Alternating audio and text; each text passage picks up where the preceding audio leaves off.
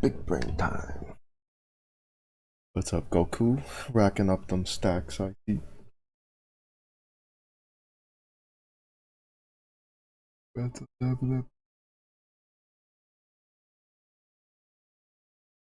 we go.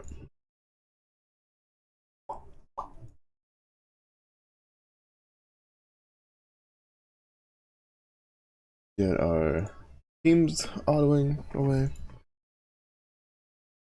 And then do this last assignment on Jiggy Thingamawiggy.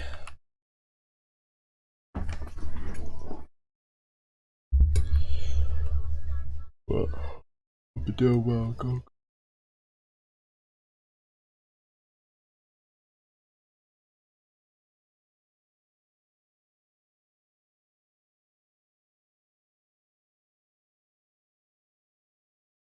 Everything is up and up. Alright.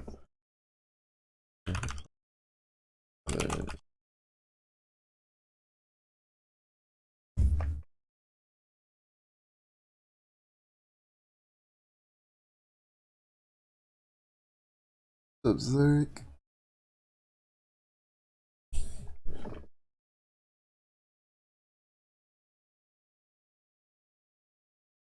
Takes the name of the station as its argument.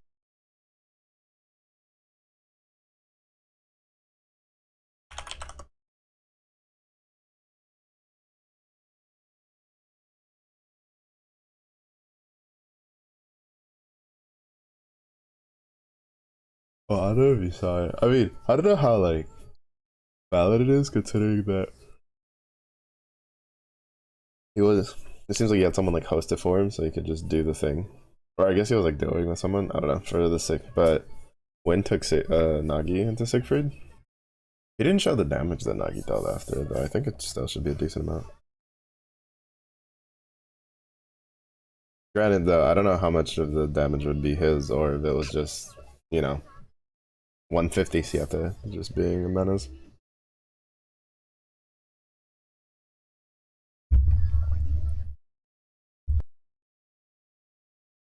Also, don't know how much of that is just the grid, because he has the fully transcendent opus.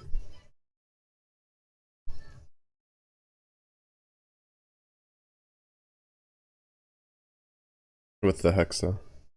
Double.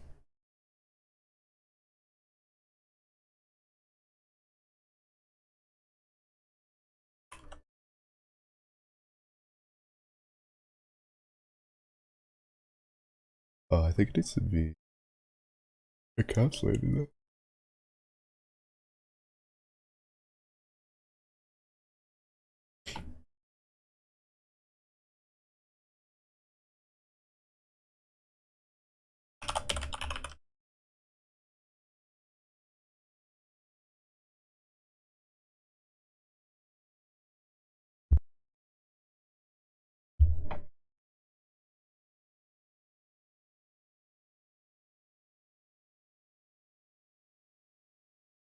Got another chunk.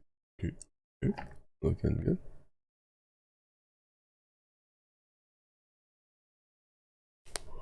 I was gonna say maybe I should add like another thing, and then I remember there's box cut. But then my brain goes, we're good. I was thinking about it. Well, I'd have to find a little. I don't know if I can find like a chibi star. Well, I guess like it would just be the stability meme one in the top corner. And I need to find like a chibi frau to put on.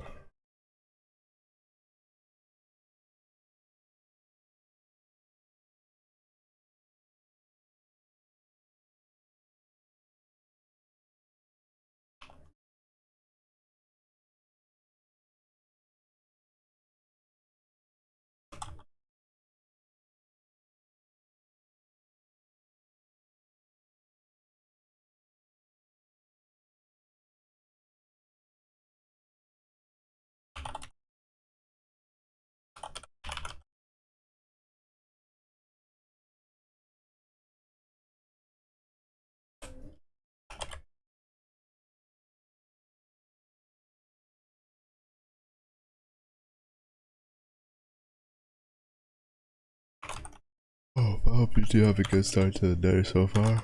Well, I'm like, oh, just yawning for no reason.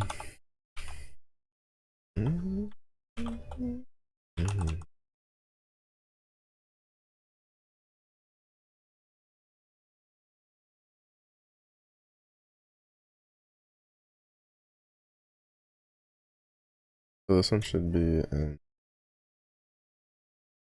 Oh, we're not using the properties.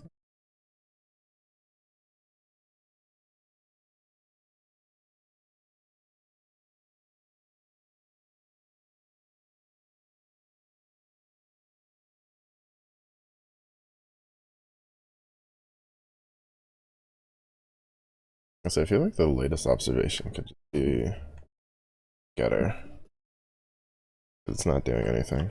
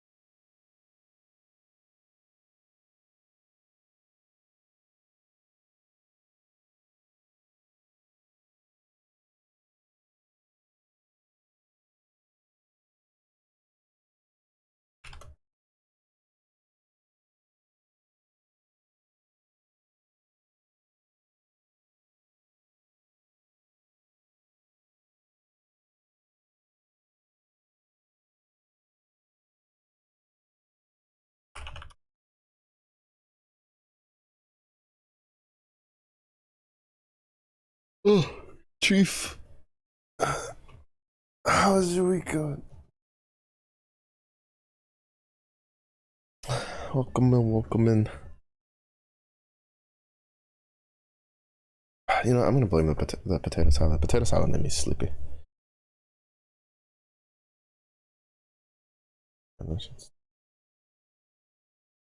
Creation.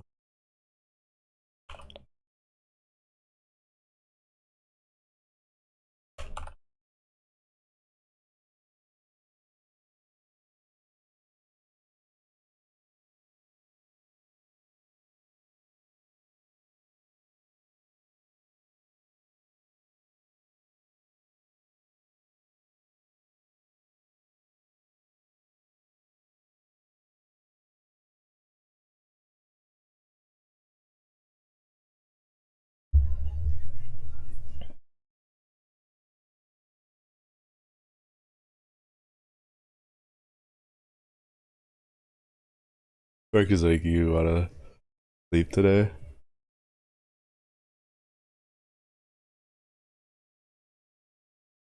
Is it because it's like boring and nothing going on, or is it just like so much that it's just making you tired and you just wanna sleepy potato?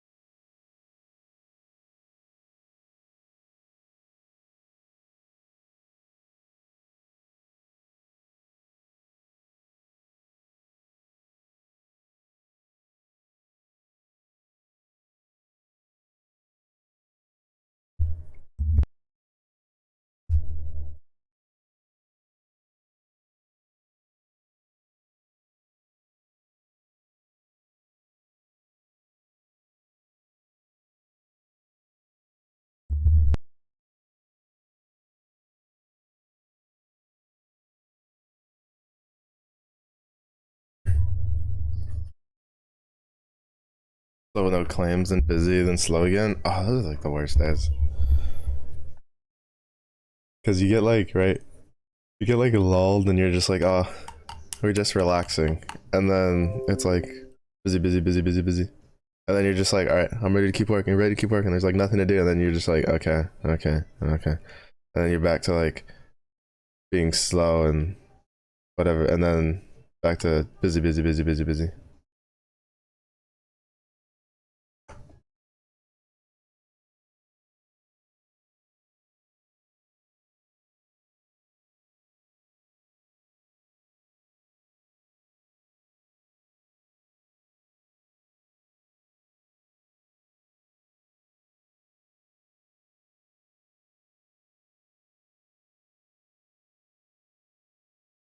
Yeah, it's just like I need y'all to take a gear to shift in and stick with it. Can't be doing none of this back and forth. That's how you wreck the transmission.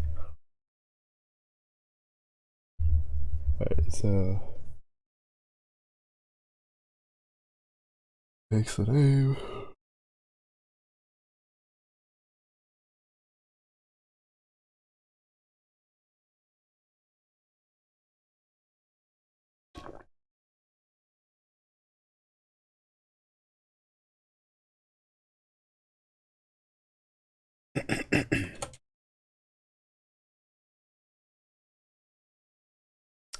Oh, that's how I copy and pasted that.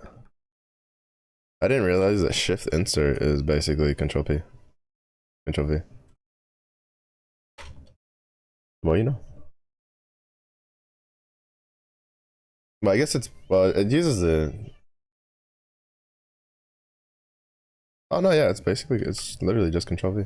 Interesting. I wonder if it works like that for other things. Okay, no, that's just a Python thing. Interesting.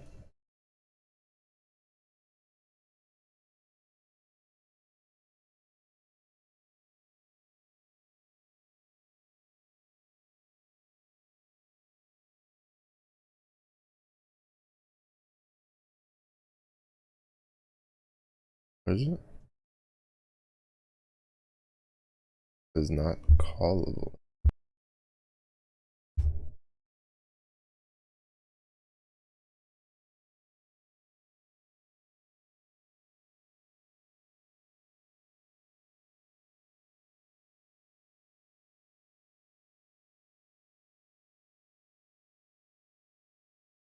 Oh, because it's a property, I think.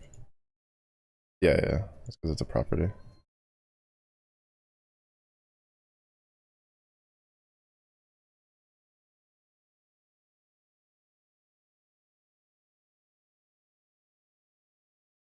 There's another one that I should have made a property.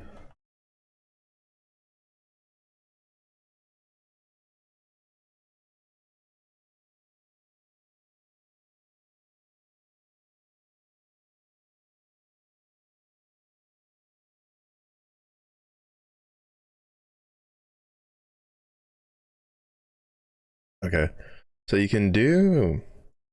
Alright, so that's something to keep note of that they didn't mention before. If you've made it a property and you use the parentheses, then it gets like weird. But then if you don't use the property and you don't use the parentheses, then it also gets weird. Interesting.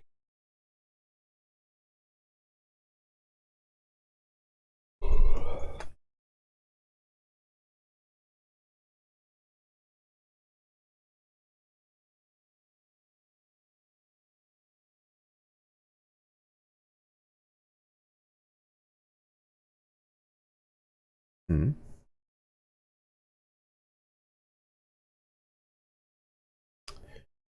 Alright, so these two need to be under this one. Yeah, empty string with 0, then it's sunny thunderstorm 3.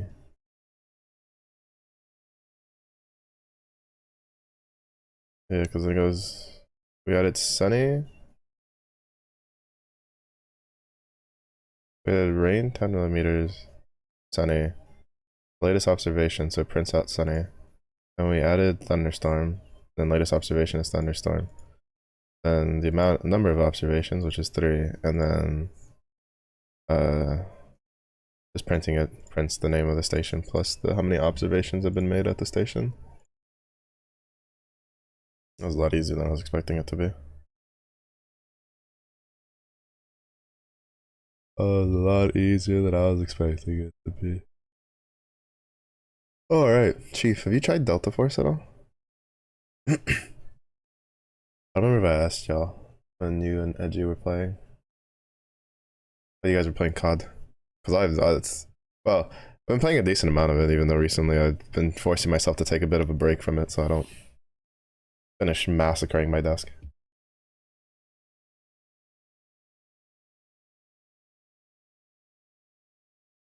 I need to be careful because, like, since I'm working out, like, I can actually, like, break things that I don't mean to break.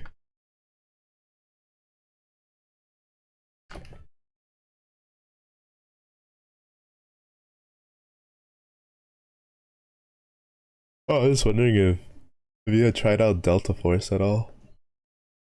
I don't remember if I had asked you when you guys were playing the other day. God. Bro, could I stop yawning like yesterday?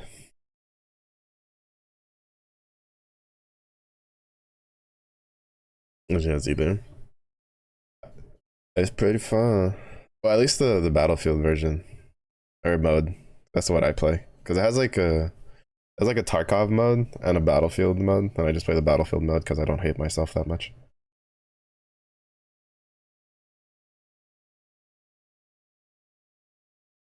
But you can method.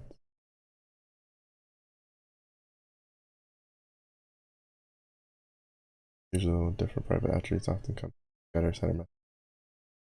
Private methods on the other hand are usually intended for internal use. Helper methods processes. Oh, damn. I have to rewrite that text class. The method could be used as a process like regulary.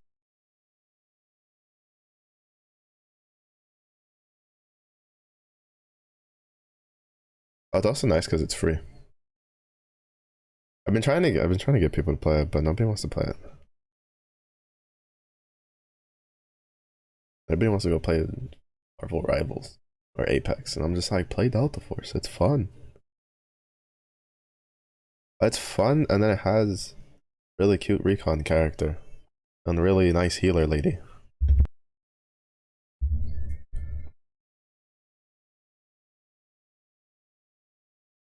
I will say though, I kind of hope they do something with like recoil, because the way it is right now, you can basically negate like 95% of the recoil in most of the guns, so they just like shoot straight, and it makes some guns like have like ridiculously effective at ranges they have no business being effective at.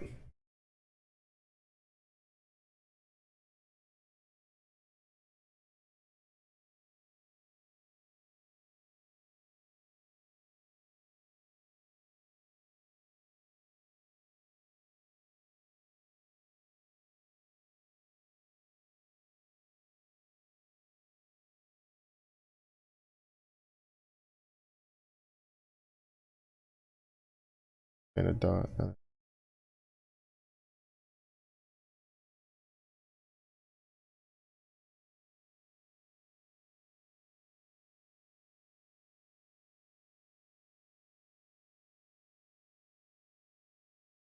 Wasn't there.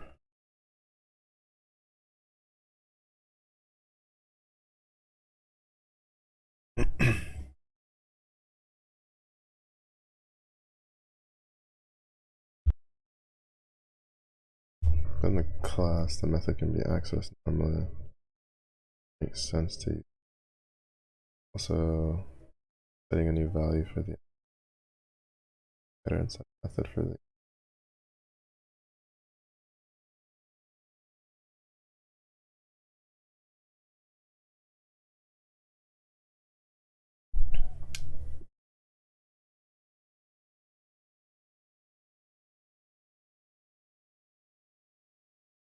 Actually, that also made me kind of curious, Chief, if you're still around. How much COD have you played? I was talking with Edgy, I think it was like yesterday, where they had mentioned that this was their first COD, because I was talking about how like the only COD of Duty I've ever played is the second one, like the true blue second one, like Call of Duty 2 from back in the day.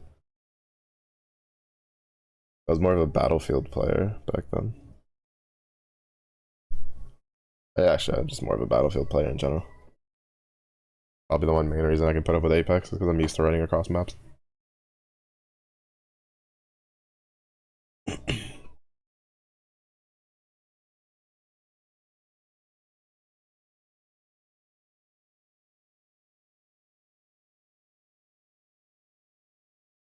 First time in multiplayer, you played past campaigns. Oh, interesting, interesting. More into the Halos growing up. Valid, valid. I Yeah, I dabbled in Halo a good amount. I played Halo Combat Evolved and Halo 2 when they got ported to the PC, and then I played Halo ODST. I only played the campaign for ODST though. I didn't do any multiplayer on that. But Halo Combat Evolved probably has like my most hours because they had that demo you could get, right, that would give you could play Blood Gulch multiplayer for free. And I used to go to high school on a military base for freshman sophomore year, and part of the thing was that they would allocate like these laptops, and we had like this internal thing where basically you would have Halo Combat Evolved on a USB because you weren't allowed to install like stuff onto the laptop itself. There was no security on the laptop to keep you from installing things, but if you got caught with something installed on it, you could get in trouble and get the laptop confiscated. But it was really funny because like the tech guys were really chill about it, especially with the video game stuff, because they were the ones who would tell us about the USB like workaround. And because there was one time like one of the security tech dudes like walked in. Mind you, these are like DOD, like Department of Defense hired tech guys. Like, and one of them was just like, "Do you have that installed on the computer?" And the guy was like, "Well, the guy like it wasn't me. I was like sitting next to him." The guy was like, "Yeah." He's like, "Well, you're technically not allowed to have things installed on the computer, but if it can fit on a USB and you can run it off a USB, you can run it just fine."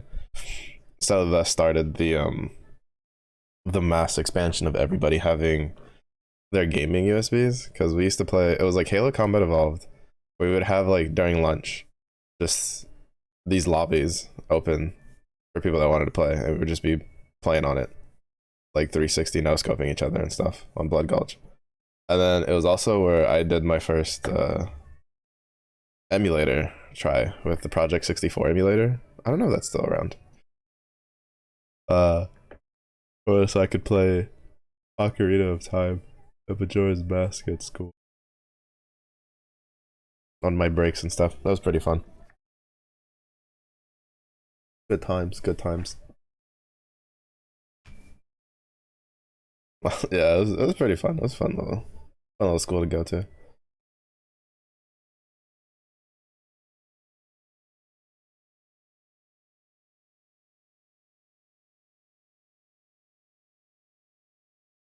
Every point specifically, the class are fun. Scope within a that is different from scope within a, which is different from scope at the client code that has access to its local variable. Class it is. Class also has access to town members, but it cannot directly access variables. Access public method.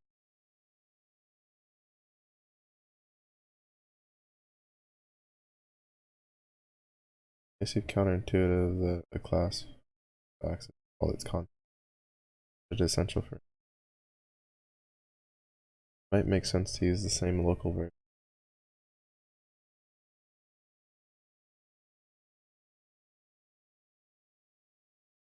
If the class had direct access to all, it's differently. or else it would declare which version of it.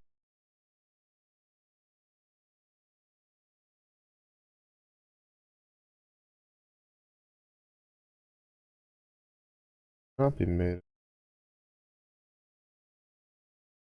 Adding variables as attributes. Global variable. There has to be a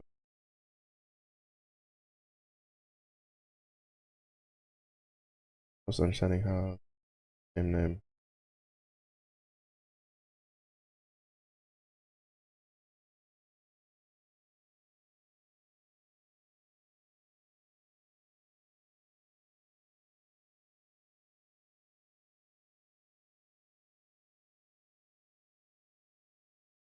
Yeah, it's pretty funny because I think like even to this day I still have loosely memorized where all of the special weapon spawn points for Blood Gulch are from Combat Evolved. Because it was like the fusion cannon thing was in the middle. The left, I think it was the left cave. If you're on blue side, the left cave had the flamethrower, and then I think the right cave was the one that had the rocket launcher.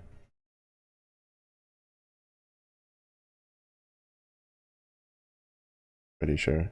I know the cave. I know one of the caves had the flamethrower. I just forget, like the tunnel cave. I forget which one was which.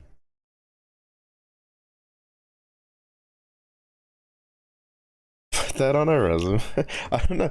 If that would work, I'd probably just put that I've played this specific gotcha game going in the like middle of the screen for 8+ years to show my level of commitment to things. Instead, like, what do you bring to this company? 8 years of commitment to a gotcha game that gives me no money and that I've put no money in. And then they would all like slow clap, impressed at me. Oh, I think this run's gonna die. Full example of clap.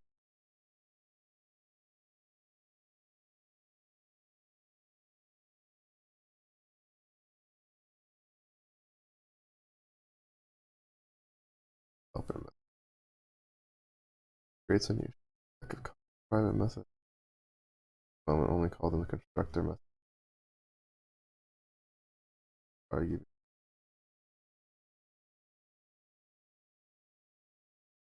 Makes it possible to act later in the necessary. Or later in other methods.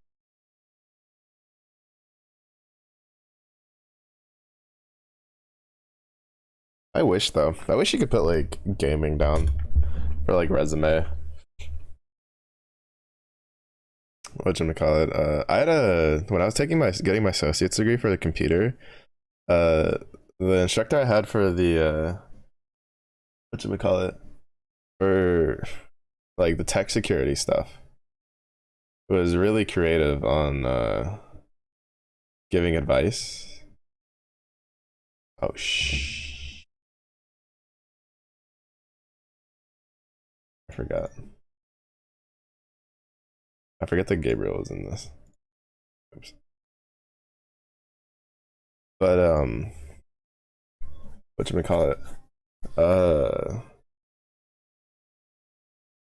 he was talking about how to like.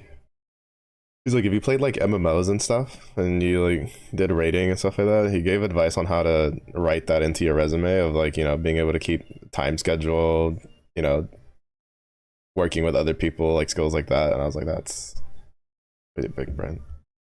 Being a gamer helped you get your current job. Oh, imagine being such a pro gamer and it helped you IRL. So pro. One day when I grow up, I want to be as pro like you, Chief. Honestly, goodness gracious, that's really cool though. I mean, I imagine if with coding, it'll probably help me get some things. Because I do think I want to try to like dabble at some point along the years, like maybe try to like, if not necessarily get a job specifically, but maybe get like contracts and stuff to help on games. Would be kind of cool.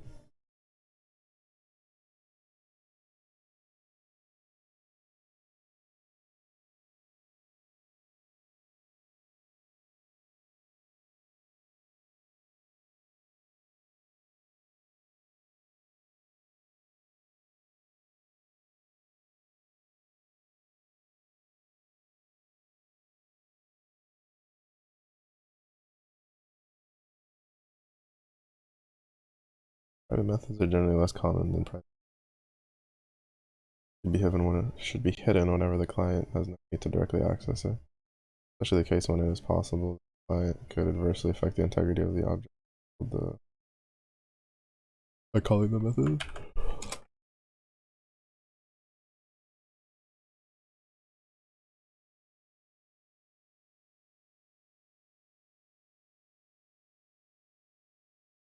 Trasha games? No, I saw those COD gamer moments. I ain't no way. Don't believe it.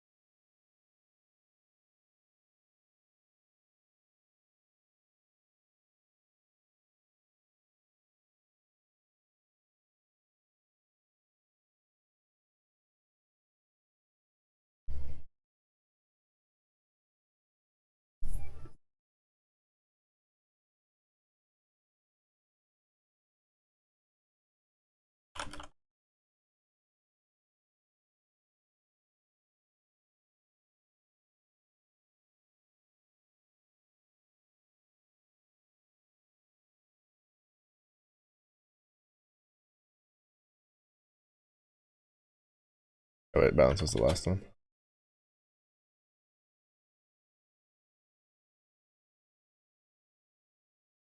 Method, deposit, method. Method.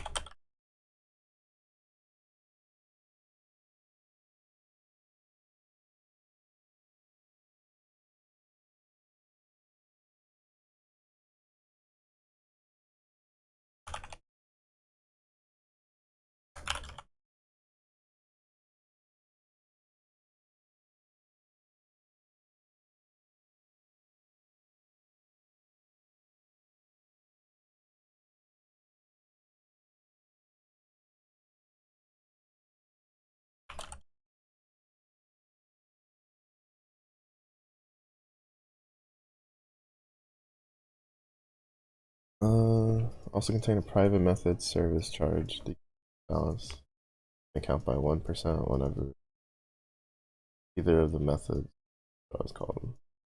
Also be service charge is calculated subtracted only after the actual effort. Specifies added to or subtracted.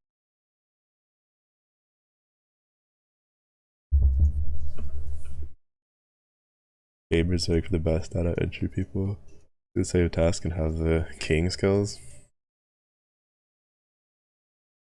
That might explain some things. Because the last job I had was data entry, and well, I didn't do everything on par, but when it came to like the actual data entry portion of the work, I had the same workload as like the full-time employees when I was part-time. And then I would also like do some extra stuff on the side that my boss would need. They were very sad when I was like, yeah, we're moving, bye bye. That explains a lot. To be fair, I also had the power of like podcasts on my side. I'll just listen to podcasts while I was working.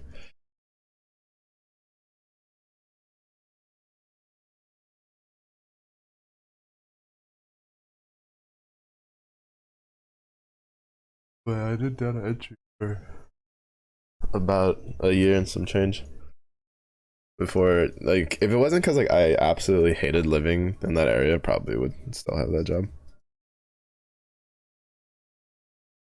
Listen to movies or streams.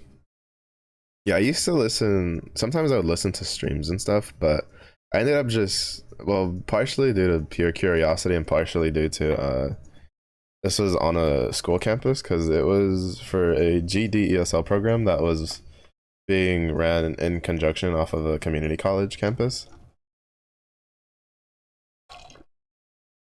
So they would monitor, which I mean most establishments do that. They have some sort of monitoring thing for like IPs in and out, but they especially would do it for employee computers. And 90% of the time I was spent just like listening to informational podcasts, like of tech stuff. Like at the time I was really big into learning how the blockchain works. I'd peruse into like the Bitcoin currency stuff, like the cryptocurrency a little bit, just out of curiosity. But I was more intrigued about like how the actual blockchain system works. I listened to a bunch of stuff for that. But it was really funny because like my boss was like, I've never been called in for a discussion about someone using YouTube so much and it not being like, hey, you need to tell them to not watch that stuff. Because like when they would check like what I was watching, it was like it was like just hours and hours of just how blockchain works and how to set it up and stuff like that. They were just like, we're just impressed. I was like, it happens. Like, I don't know what you want from me, boss. What can I say? But I did get a little like slap on the wrist because I would also play this while working, like on the side, because you can. I'll do it like on my downtime, and then my boss is like, "Don't do that on the computer. Do it on your phone if you can." I was just like, "Got it, boss. Don't worry." Then I started taking my phone, like the charger for my phone, to plug it in, so I could just grind ground blue while I was working. Boss was cool like that, though. Okay.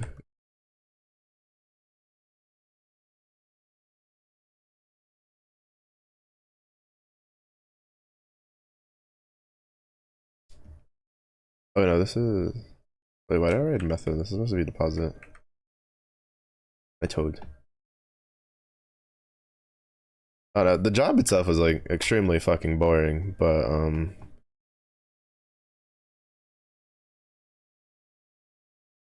the people to work with weren't too bad.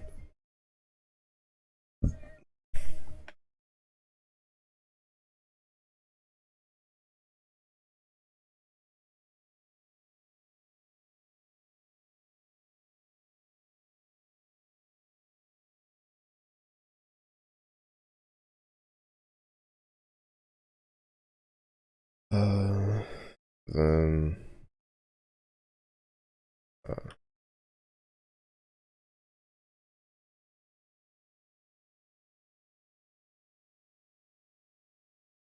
there's also supposed to be service charge.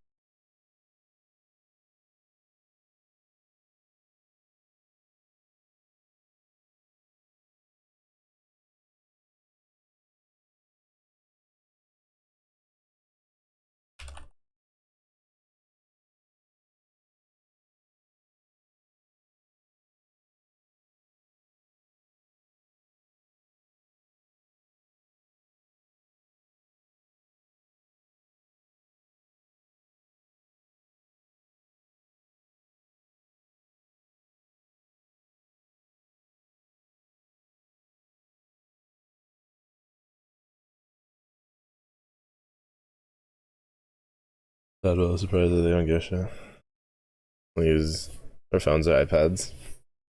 Yeah, I think it was mostly just because it was like a college campus, so they're a bit more restrictive with it. Because for the most part, like in most other ones I've known of people working with like, or at least being on computers a lot, it's usually a case of they're just like, as long as you're being productive and meeting your deadlines, they don't care. Well, as long as you're not like downloading viruses and trying to like hack into the system, they really don't care. But oh, that didn't really make a difference to me. Most of the time, I was pretty busy anyway. I didn't have very many days where I was like free because if I wasn't working on my own stuff, I was usually picking up slack either because we had this one person who was absolutely useless, or some of the full time employees would have to like they had like other stuff they had to do besides data entry, and so sometimes I would take their classes for a while to put into the system, stuff like that. Or my boss would be like, because there was one time she needed a Excel spreadsheet for a presentation for a meeting for our like program, and I did it once, and it was like so well done that like that was basically like my extra job from then on. Was if there was something that needed like the data put on spreadsheets and stuff like that, I'd just do it because I'd get it done pretty quick and it'd be really organized.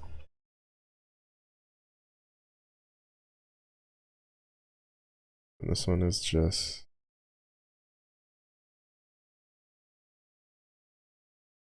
Wait, no, it's service. Wait, no, it's self dot service chart. So if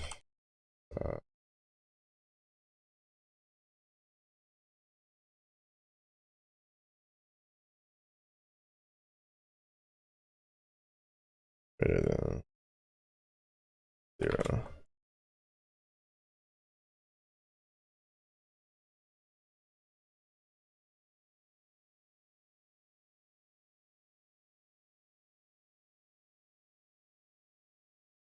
Oh no, it should be greater than or equal to.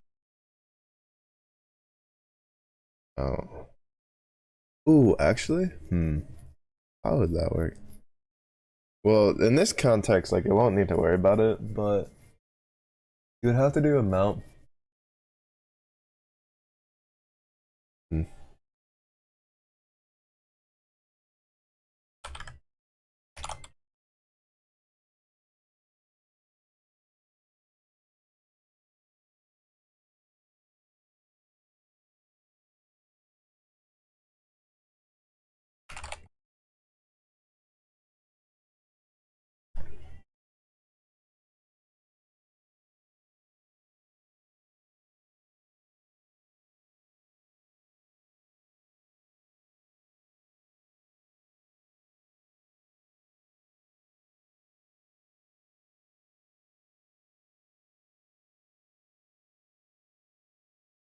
Well, came out exactly what I was supposed to. That was a short one. That was actually really short. I was expecting more. Okay.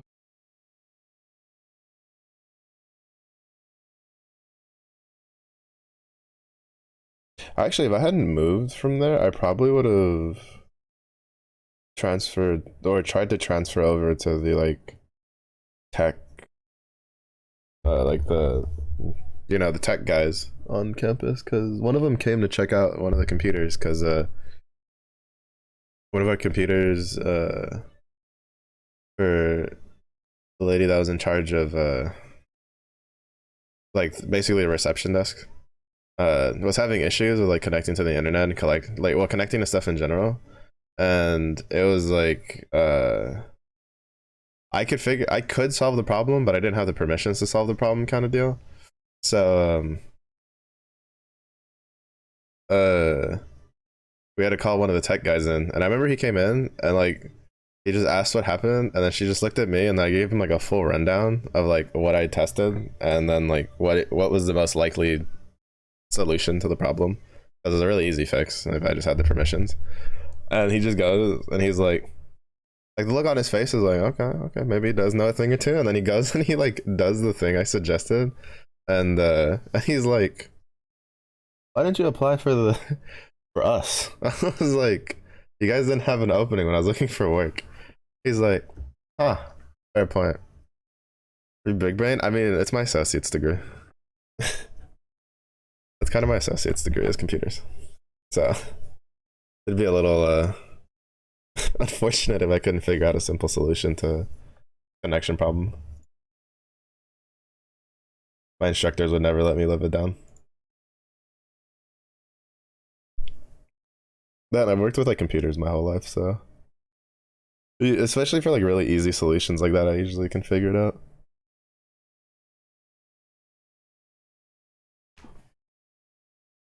Cause whatchamacallit, there was another one that was really easy to fix. Well, quote fix. One of the full timers one of the other full timers, the ones that worked in the back, had an issue with their mouse where they were just like, why is it not like working? And I went back to go give it a look because they knew that I was good with computers. It's how I got the data entry job to begin with, because they didn't hire me to be data entry to begin with. The initial reason I got hired was to be basically a teacher's assistant, but I hated doing that because it was so boring. And they needed somebody for data entry, and they were like, oh wait, Bear was really good at like helping people with computers during orientation.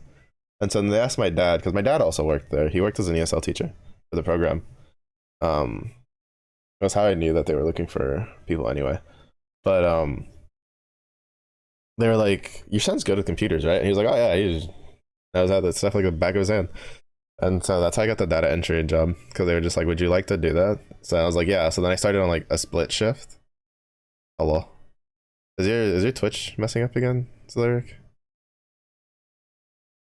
But the I did split shifts for a bit where I would work like in the office during the day and then I'd go do the teacher assistant at night, and I hated doing that even more. And so then I was just like, can y'all replace me for the teacher's assistant and I just work in the office full time, because I knew they needed somebody for it. Like I knew they needed me more in the office. And they were just like, yeah, we'll get on that. And I think it was like 2 days later, they're just like, yeah, you're good. And then I worked in the data entry the whole time. But yeah, I'd fix some of the minor issues around the office and stuff.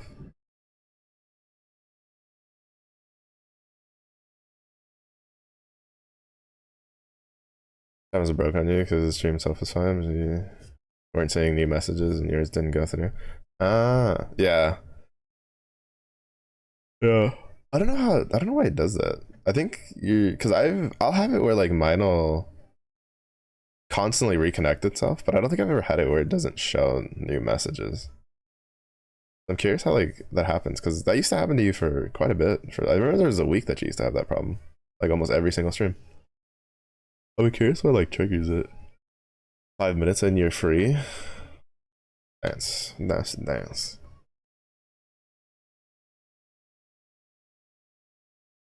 got any plans after your freedom? Traits of objects or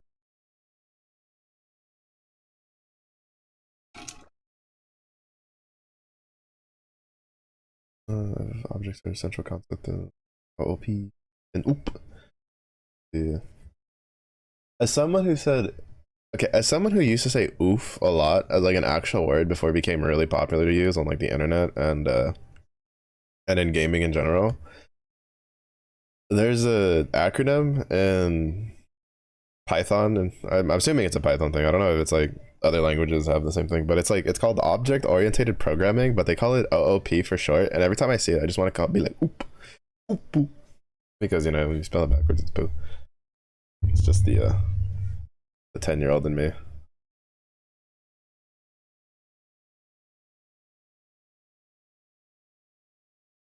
I don't know if I.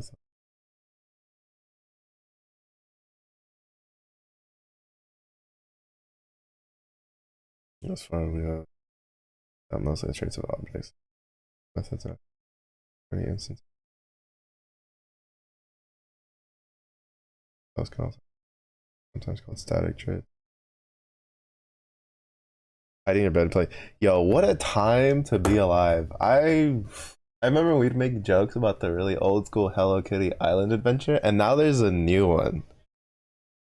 And it's just like I'm living for it, honestly. I'm living for it.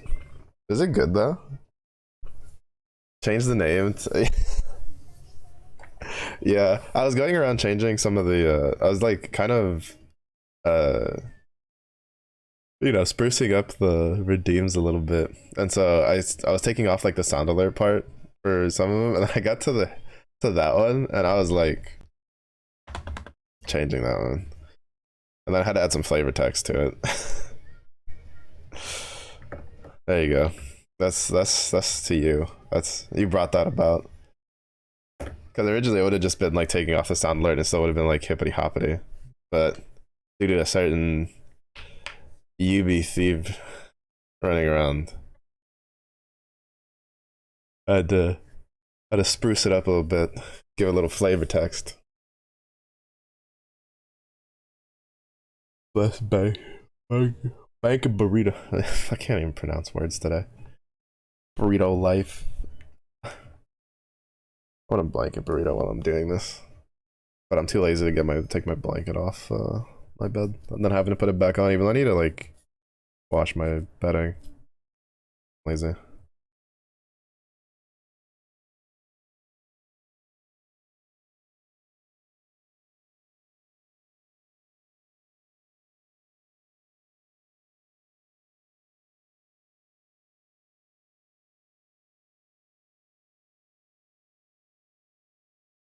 instance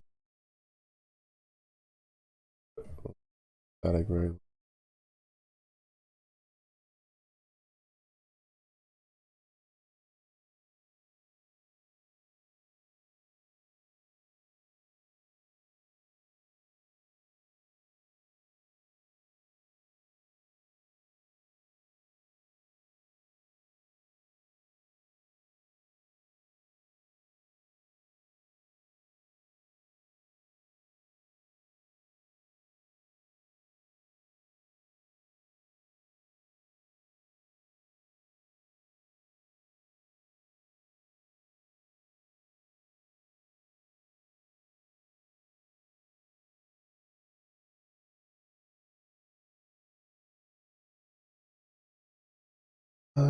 Class variable is declared with a soft prefix, usually outside any method definition. From outside the class. Oh. Oh. Oh. Huh. Interesting.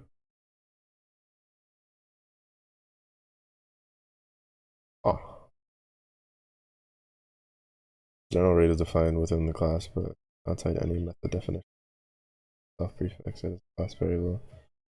The access through the name of the class for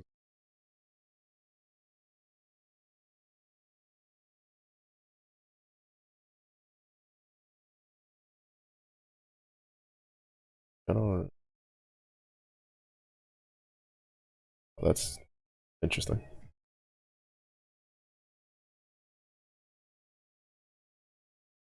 Newcomers is like, I'll be fine. They'll live without me.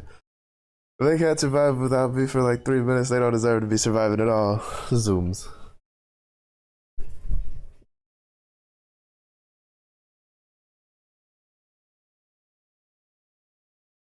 Have a safe Zoom home. Our access. Saving general instance variables are accessed through the object.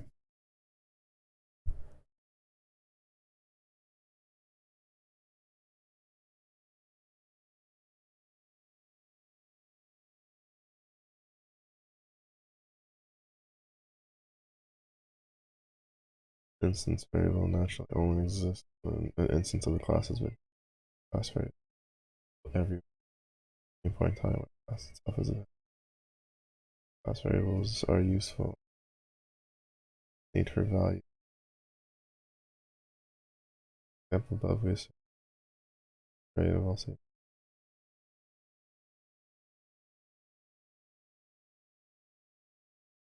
But each account has its own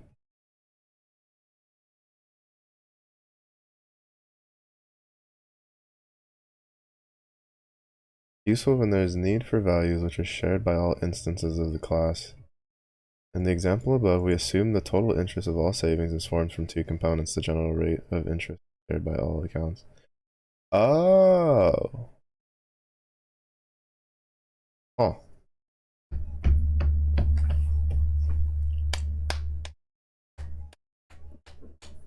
Interesting.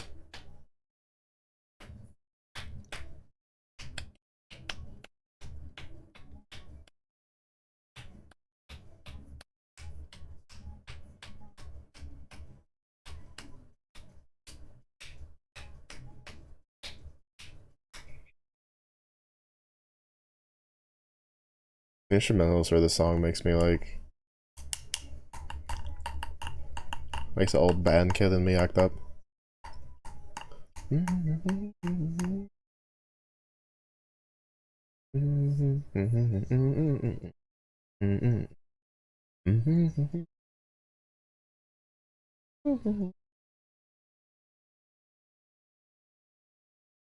Okay, so a class variable is something that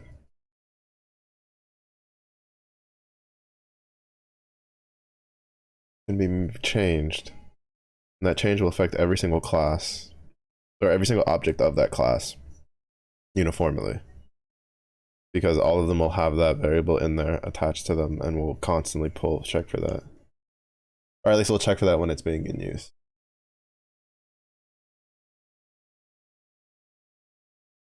Interesting.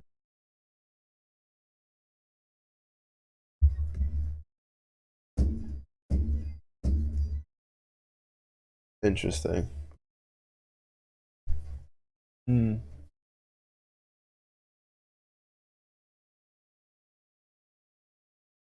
Oh, also, I guess like a heads up. The third. Oh, it's an ads. I'll give the heads up later.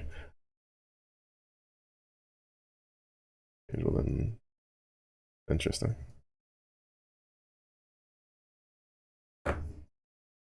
Can you change that though? Crow outside of the program.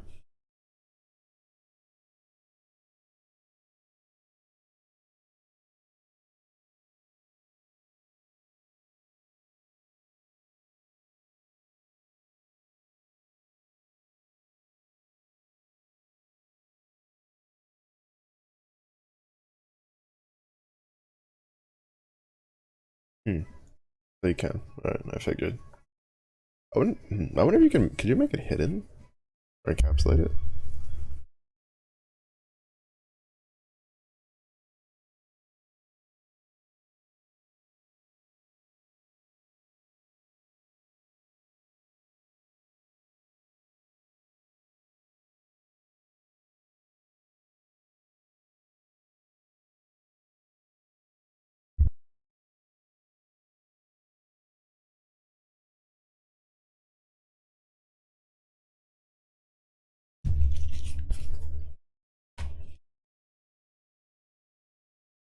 Hmm. Started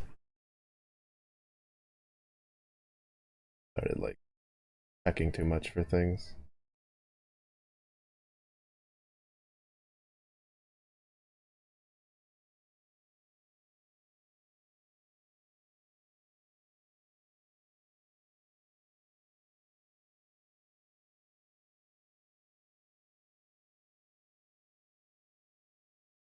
All right, so ads are done. Bit of a heads up: the 13th of February will more than likely not have a day stream because I will have to help load a trailer. Because the 13th, or the 12th or the 13th, I don't remember. One of those 2 days, for sure will not have a day stream because I think it's a 12th because my parents are heading over on the 13th because they're signing for the house on the 14th, like just before noon. So their plan is to go sign for the house. They're just gonna take like stuff that they use, like beds, and all that kind of stuff, and they'll put those in the house, and then they'll stay there. And then because the plan, what my mom wants to do, which is really smart, is after they sign the house, they'll probably take the couple days after that to just like clean the house, make sure everything's good as it's empty, because it's a lot easier to do when it's empty. So yeah, so I will more than likely be the main source of manpower for that. So I will probably be too dead, and because I don't think it would take like 4 hours to get done. It'll probably take a while, depending on how much stuff they were gonna take, because it's like 2 beds at minimum plus a bunch of extra shit. So, but but even then, I'll probably just be kind of beat from just moving stuff around. So, just a heads up. I think it's a 12. Very sure it's 12. I think she said they were leaving on the 13th. So there might potentially be another day before that in case they need me to help like pack things up, like in house before putting it on there. So just a bit of a heads up already. So you guys will be free from my shenanigans, at least for half of that day.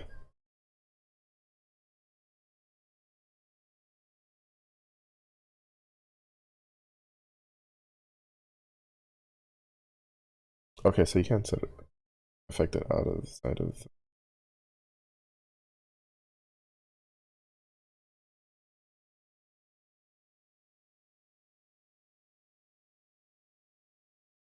the general rate of interest change.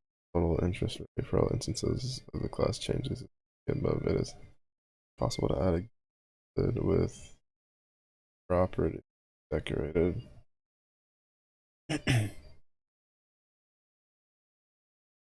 You know, there isn't an attribute.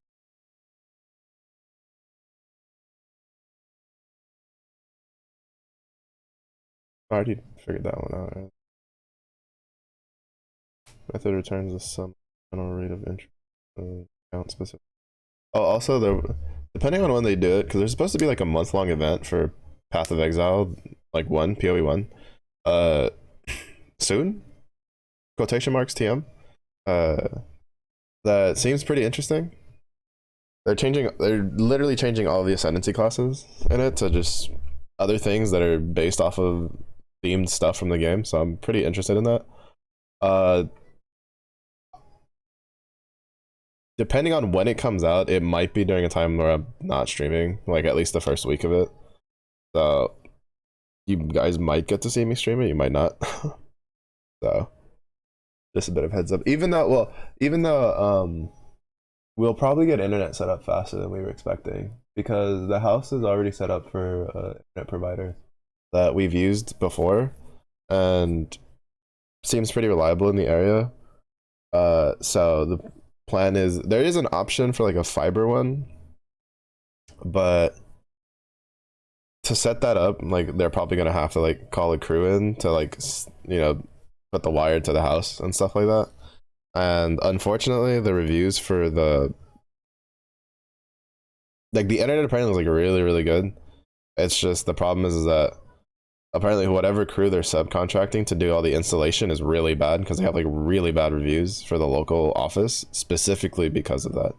But at the very least, it should mean that the break for not streaming should be shorter than what I was expecting, which would be nice. Yeah, that's another heads up.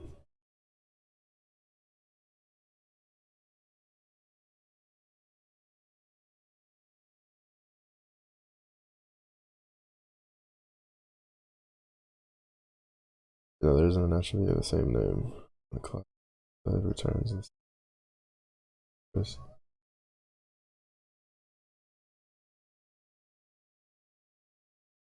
Is used to define single phone number, country codes, dictionary, class variable.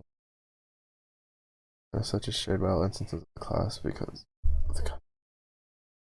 the country is all.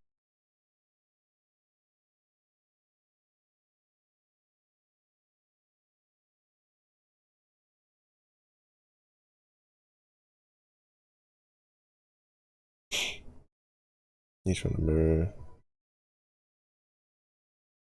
contains the name of the owner, the number itself, and the country phone number. And the attribute containing the phone number is accessed with the getter method. The appropriate country code is received from the class variable dictionary based on the country attribute, and there's always prefix to the number. The example implementation above is not very functional. Otherwise, the following example getter and setters are all attributes.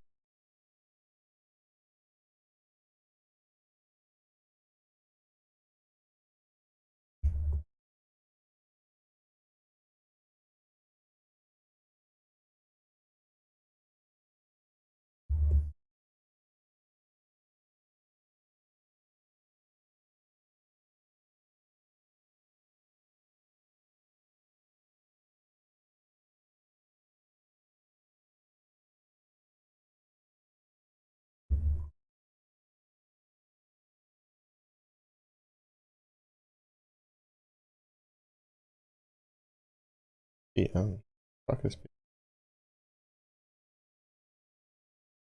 I think they just got lazy and didn't want to write out phone number.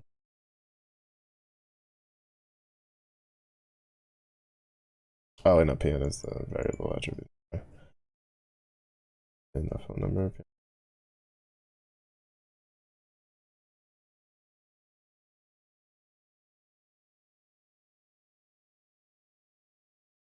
Another one where the exercise template that doesn't actually show the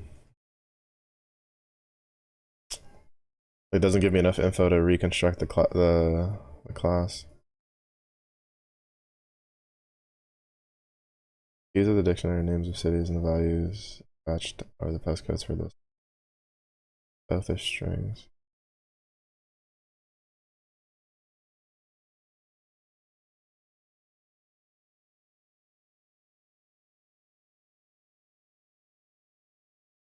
Now we're just gonna skip that one. Doesn't give me enough information to be able to reconstruct the class that they want me to use. A class method, also called the static method, non-attached instance, can be called without creating any tools. Have something to do with the purpose of the class, but which are detached. It should be necessary to create a class and be able to call class methods public, and then outside in the class, including from instance within instances of the class. Class method is defined with class method annotation. The first parameter is always CLS.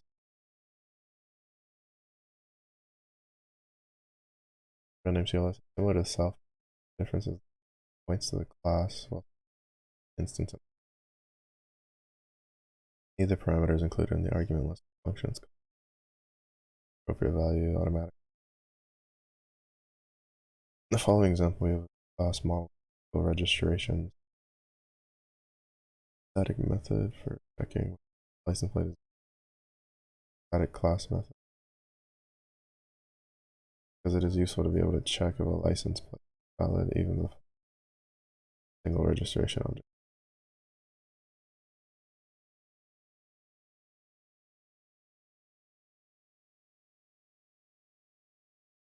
Oh, also apparently, I was doing some like research, and apparently with boot.dev, you can. It's similar to the MOOC thing, where it's like you can see the entire curriculum and like this, like the like the exercises and stuff is just you can't turn them in to get them graded. So I might wander over and check it out. Oh snap! Two people died. I wonder what happened.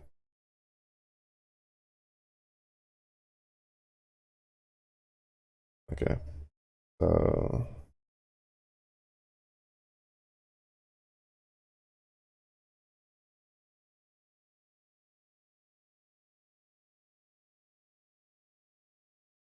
all right, class method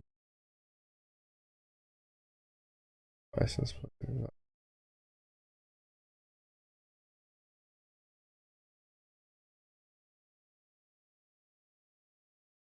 Let me check even without creating a single instance. For example, same method is called within.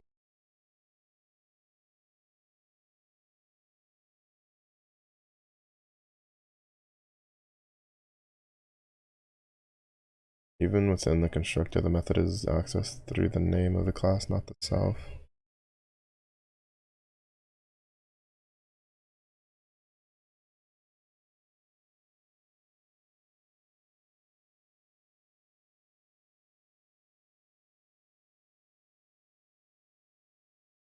Interesting.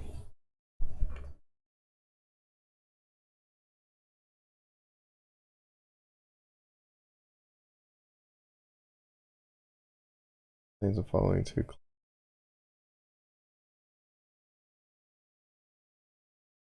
Greatest frequency.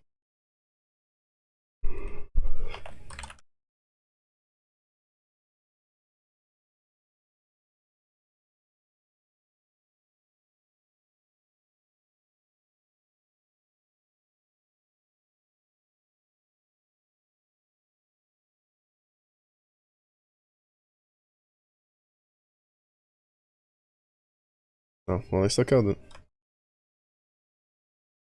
Doubles. Okay. Returns the most common item on the list. Returns the number of unique items that appear at least twice.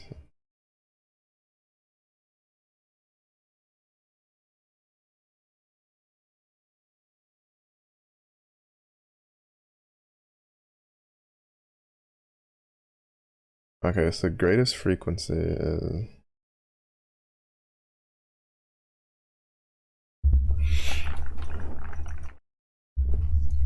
returns the most common item on. Hmm.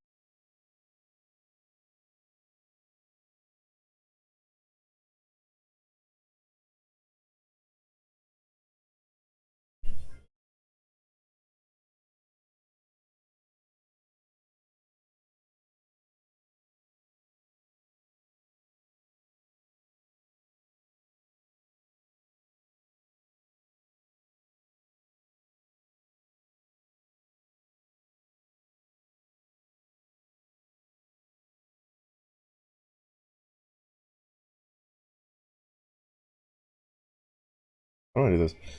It needs to be. It needs to return which number appears the most amount of time. Why am I getting tripped up?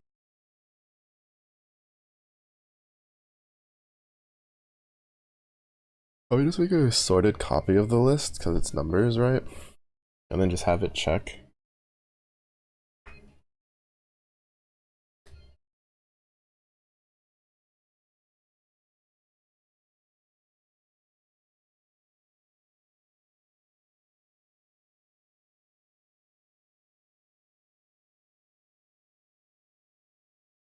Hmm.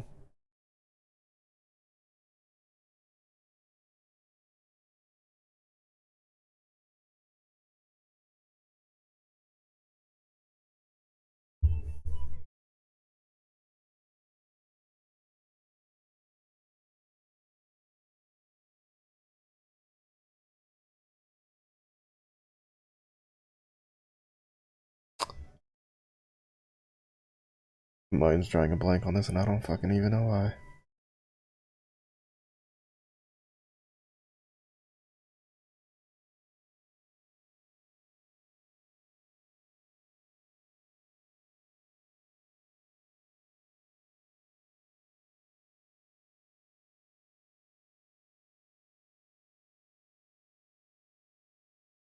I mean, realistically speaking, it should.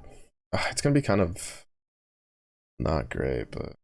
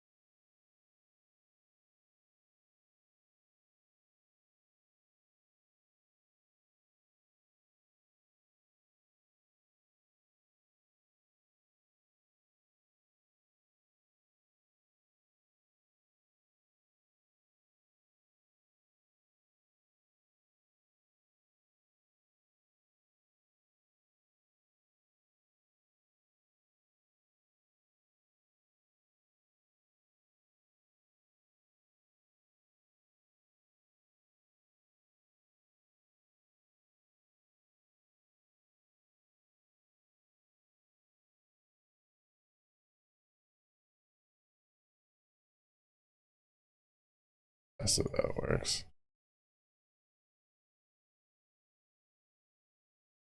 Okay, it works for that.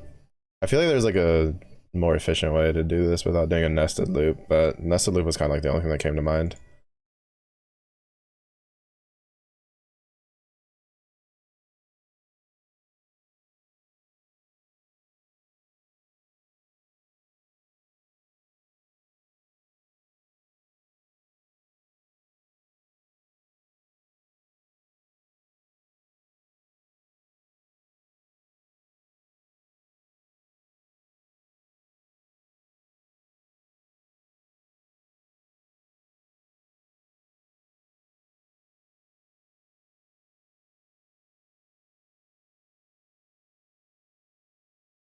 then doubles.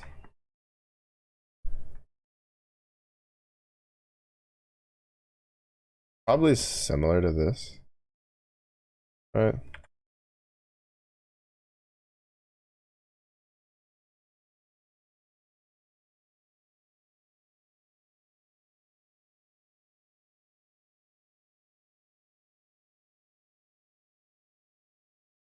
It's just that like if count greater than 1.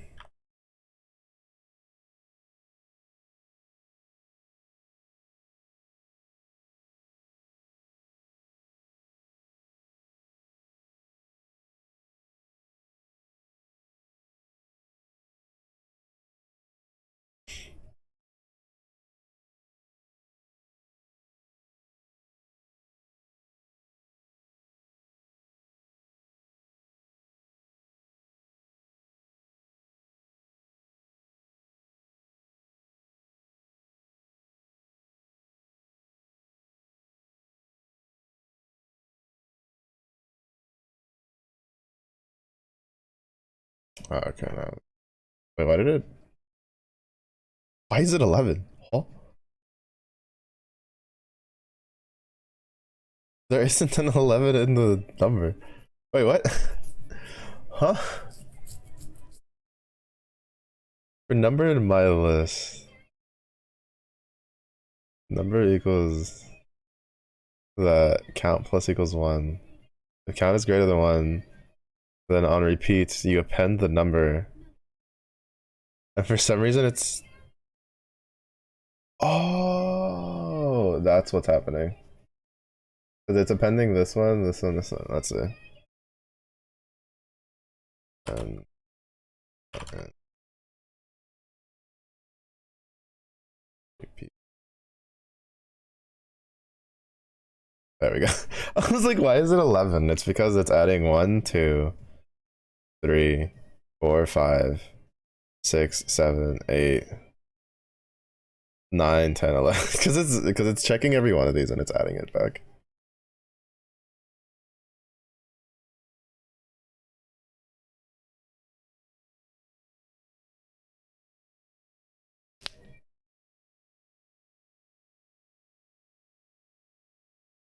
The only thing I don't know is, I mean, like why would you use class methods? That's what I want to know.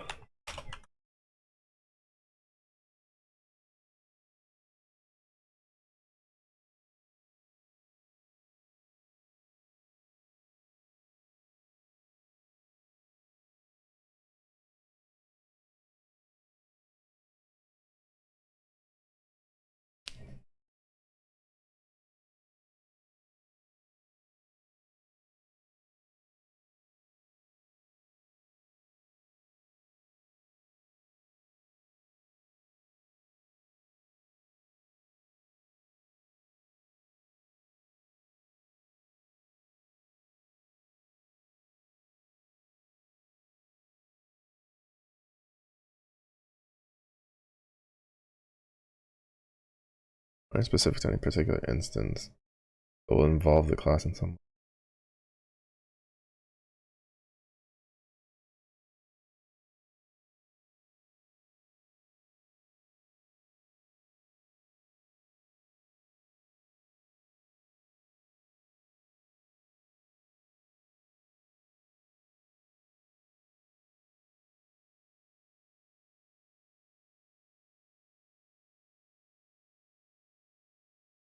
Marginally.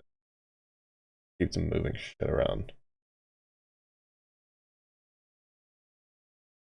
Yeah, I cleared the cache on Spotify before stream because I was doing some digging on it. And apparently you have like two options. You have like you can reinstall Spotify, which I'm too lazy to do because it means I'd have to relog in. Or you could like clear the cache in Spotify for Spotify. So I did that and it made it like slightly better. Slightly better.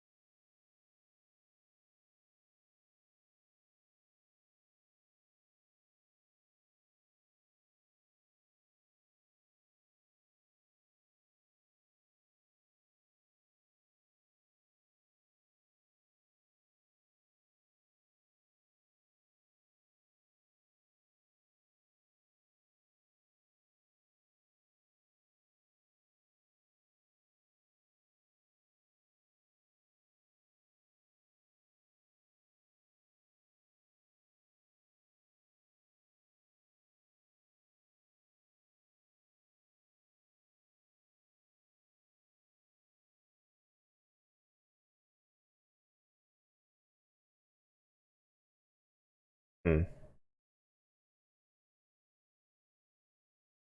I still can't figure out, like, I was trying to do some Google searching to see when, like, when for class method would be useful.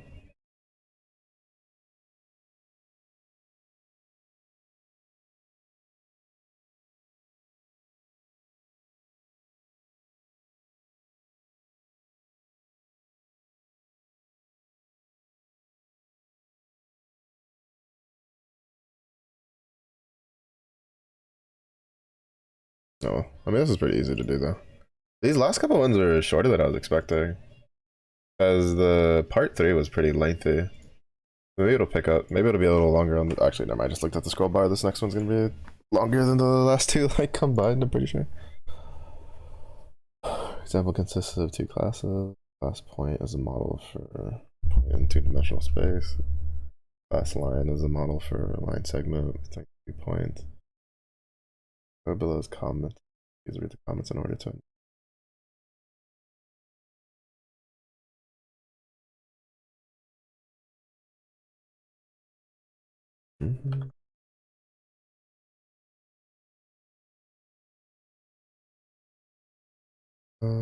Class represents a point in two-dimensional space.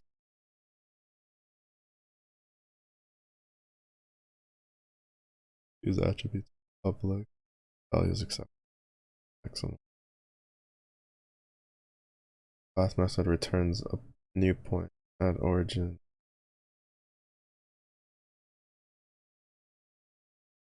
It is possible to return instance of class from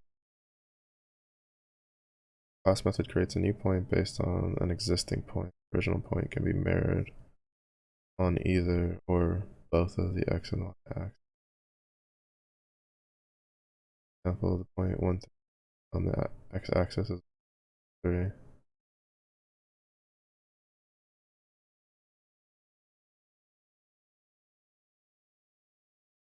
X equals x, x,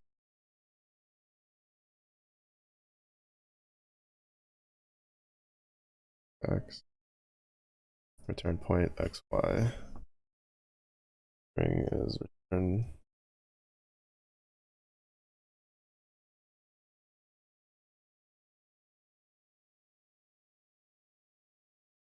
Class for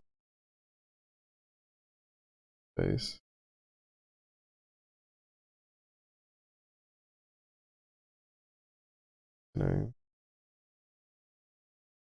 That should be public because any 2 points are acceptable.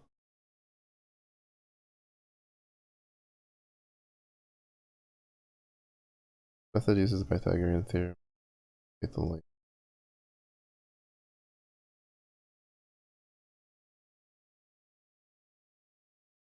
Length self sum of squares self dot n dot x minus self dot beginning dot y squared plus self dot n dot y minus self dot n dot y squared returns math dot square root of sum of. This method returns the so the a squared plus b squared equals c squared. This method returns the point in the middle of the line segment. Wait, self. Enter x equals self dot x plus x divided by 2. Beginning dot y and dot y divided by 2. And self beginning self n.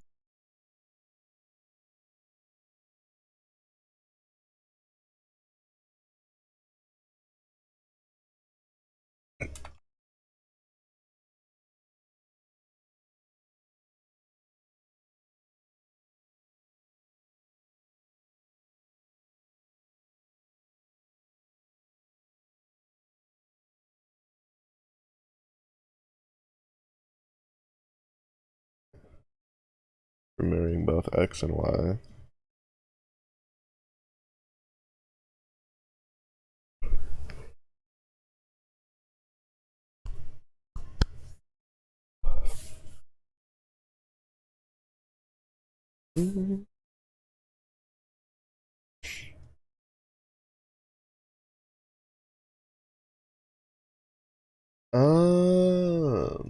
Okay, I kind of understand when you would use a class method. It's still a little like fuzzy, I guess, but at least in this case, like I see the reasoning behind it.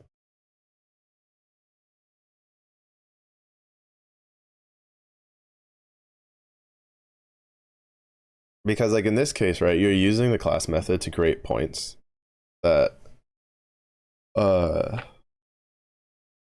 like you're using the class method to create a new object of that class. So in this case, point, without actively having to uh type it in yourself, right? Because for instance, if this class method didn't exist here, you would then have to recall in point equals or origo equals point 00, and then point two you'd have to be like point mirrored is, you just manually put in -1 -3. Now obviously in this sort of like scenario it's debatable which one's more efficient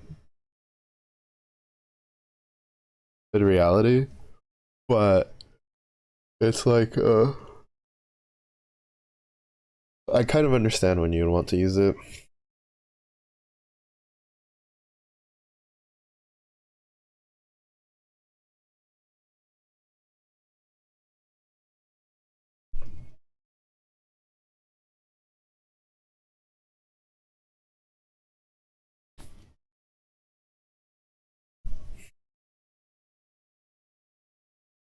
Because like most other things, it's just used to simplify the method or like the process of doing it.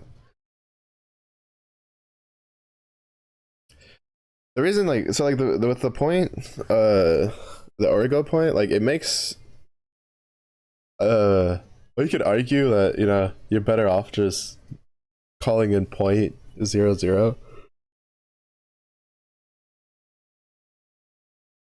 but this lets you set a point of origin period, so that way it'll always be the same for everybody that's using this as like a setup.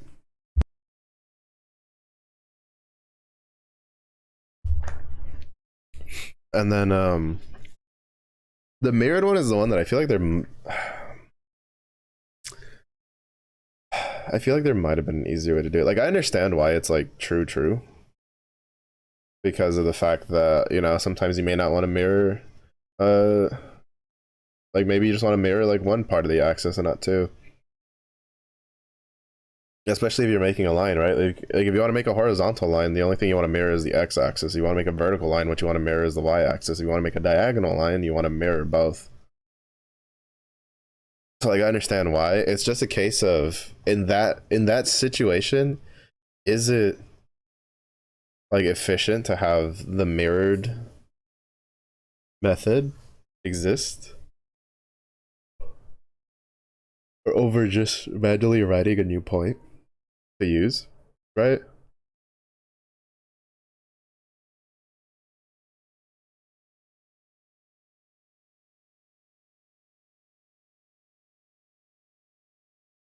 I don't know. I mean, that's really a non-issue. This is just an example anyway.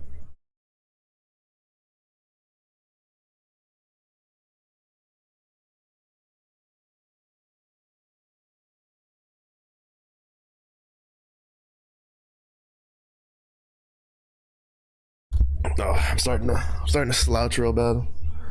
I was gonna start slouching to the point where I was almost horizontal, man. It's such a bad habit I have.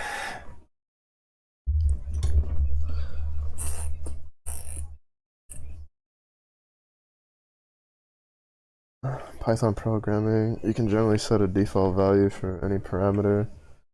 Default values can be used in both functions and methods. The default value, you don't have to include value argument. If an argument is given, the default value is ignored. If not, the default value is used. To be fair, I kind of like did that on some of the earlier exercises, even though they hadn't specified to do it. Are often used in constructors if it can be expected that not all information is available.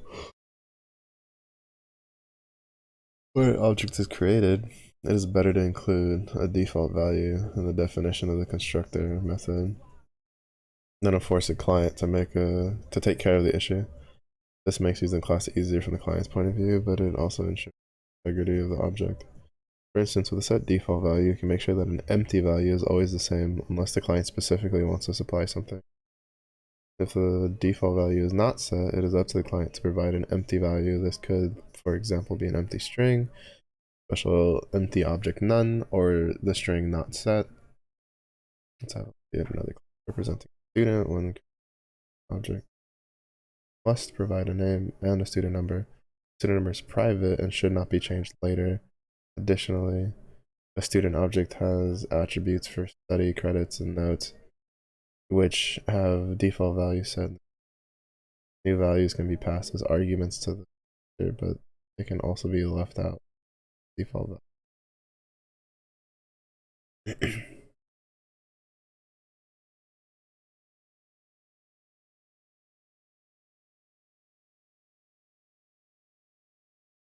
Yo, Slinkster? Thanks for the raid. I was stream. Doing what woo today?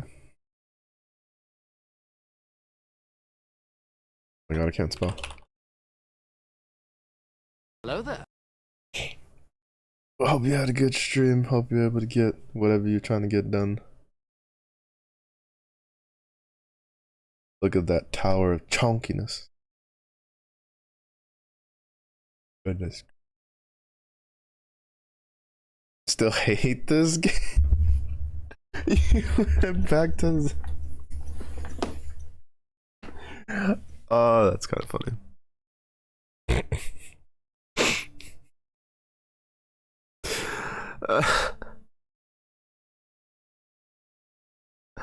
I didn't expect you to go back to Zenless. Are you gonna play the new PoE event? Or PoE 1 when it comes out? I don't know if I asked you.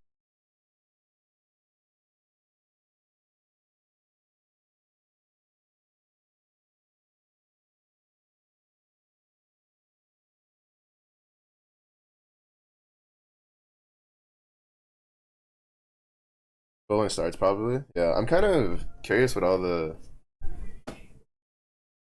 different ascendancies are gonna end up being, because the first couple ones they've shown are kind of interesting. I kind of don't really care about the witch one, aside from the fact that we can be blue and floaty. But the gambler one seemed kind of fun to mess around with that they showed today.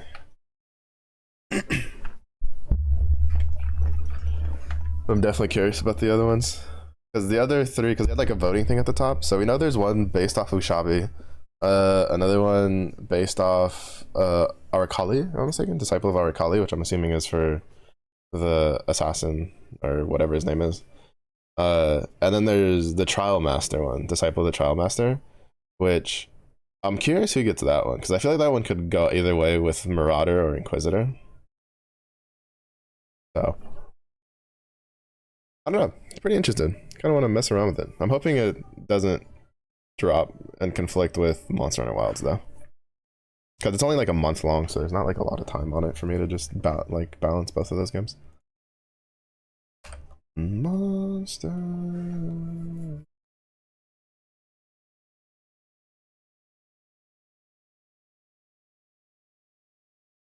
I don't know, but I'm pretty sure there's probably somebody like in the dev team that's been wanting to do something like this forever, and they're just like, my time is here.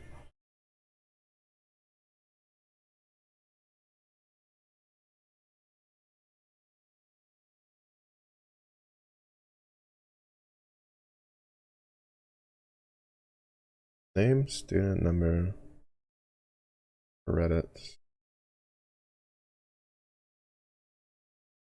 Why is credits blue?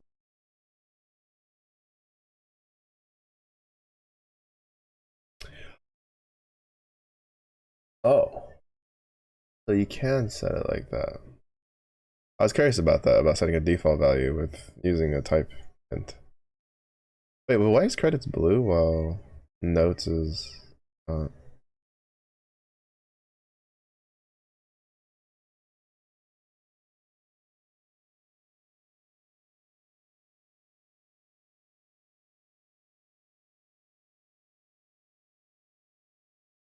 And self.name equals name.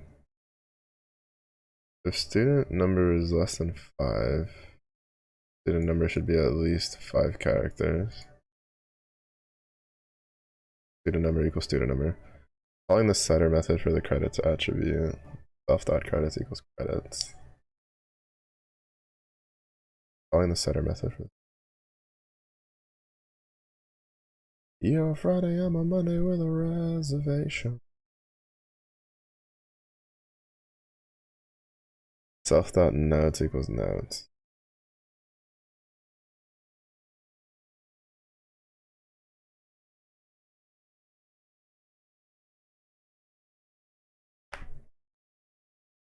Name self, return self dot.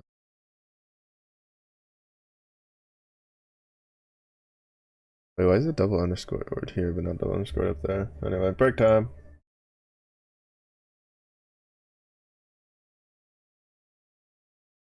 I'm curious how many they're gonna reveal ahead of time though. Because it's like, I've seen some people throwing around numbers. Some people think it's not gonna be until like March. Other people think that it might be just before the POX League ends. I'm kind of hoping it's a little sooner. I don't think it will be though.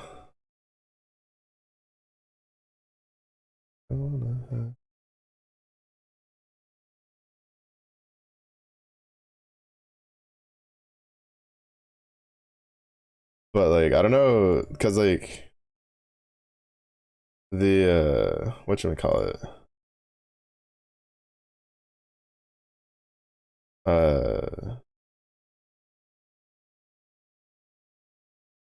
They revealed 2 off the bat, but it seemed like they were only gonna reveal 1 of the next batch.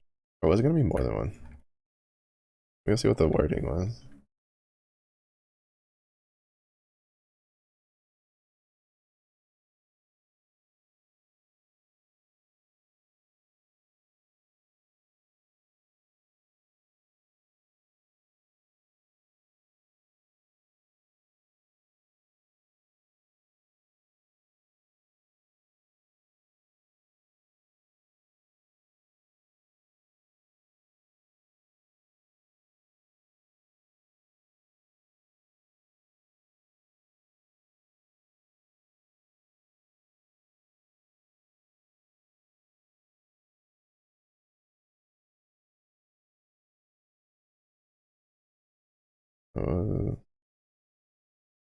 Putting the event together. Hard to be certain on timelines. Early next week when this event will be running. Alright, so it's definitely not next week. Putting as many details as possible. And then which ascendancy to showcase next? So yeah, it seems like it's just gonna be 1. No, who voted for the Arakali? Shut your mouths. Get out of here.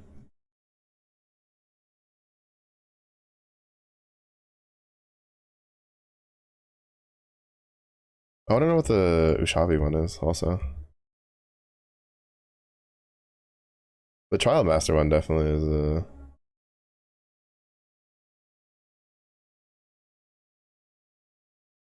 I think it's out of that. That's definitely what I'm the most curious for, but I don't know what the Ushabi one is. I'm thinking the Ushabi one is is my property. No! Bad. Where's my spray bottle? Out there. But I think like if I had to guess, I think like Ushabi is more than likely Ranger. Disciple or servant of Arakali is definitely probably I forget what his like actual thing is. Like what his base class is called.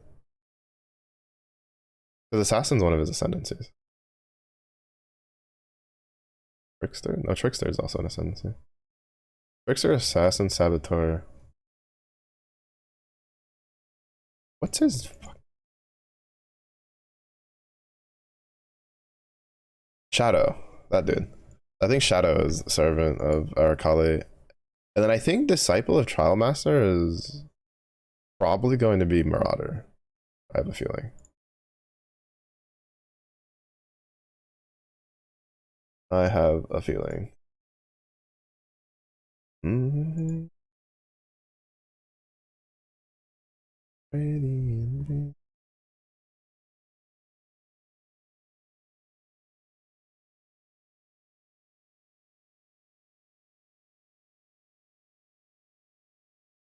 I have all the missions for part one of the collab done.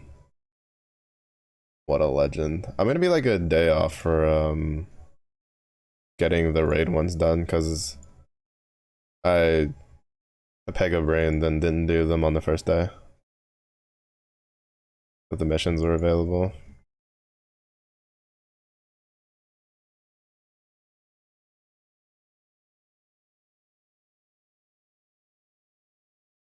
And then I've been kind of like lazy on getting the rest of these ones done. How many? We can only get one of the free 10 draws at the moment, right? For the collab draw? Mm-hmm. Mm-hmm.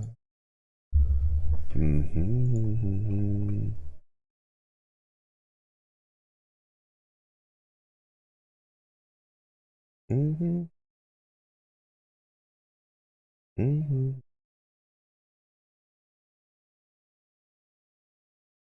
The rabbit leg is hot. Oh, I don't know if you saw, but there's someone who apparently like I don't know, I don't think it was retweeted. Was it retweeted by Grambly yet? It might no, it might have been retweeted by Weekend, where someone was like not happy that Bubs is getting a costume in Granblue versus, but they wanted it to be the summer Bubs holiday, not the like full armored version that they're getting. He's like, what is this? I don't want this. Get this out of my game. It's so good. Oh, what's up, Howard? How's Cody going? He's going pretty good. We're currently on break time. I'm just studying through a course online that has all of their curriculum and exercises up. But it's going pretty good. We're on the doing class objects, which to be fair, I have a decent grasp on it, but it's teaching me certain things that the other one isn't had taught me before. I went up to the interlude. I went at 20 points. Oh, I guess I didn't pay attention to when he gave me the one for the interlude one. Oh, well. We'll see if we can get the 20. I was like, you should probably get pretty close with I only need like 2 more points to get to 20.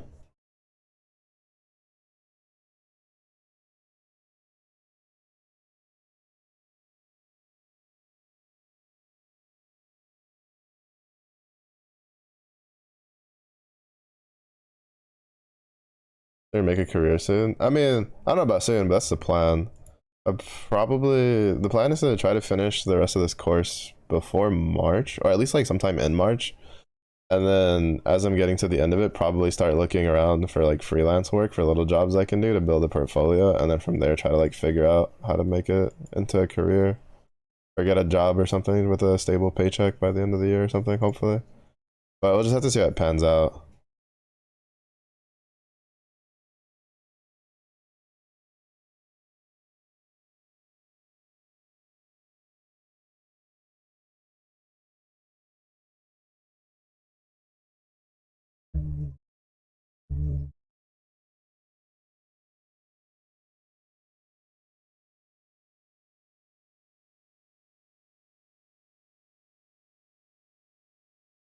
Freelance coding is hard. If you want to make a lot of your money from freelance anything is hard, but it's just I mean, it's not I wouldn't say it's any harder than trying to get a like good salary in a like a regular career path, quote unquote.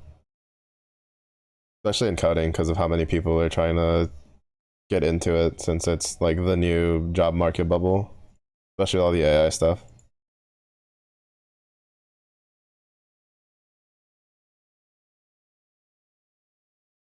Yeah, the freelancing thing isn't something I would. I mean, like, there's definitely like websites that make it easier, right? Because you have like Fiverr and stuff like that, which obviously isn't like the greatest, but it's good enough for if you're starting out to get a feel for things and build a portfolio and kind of get your name out there.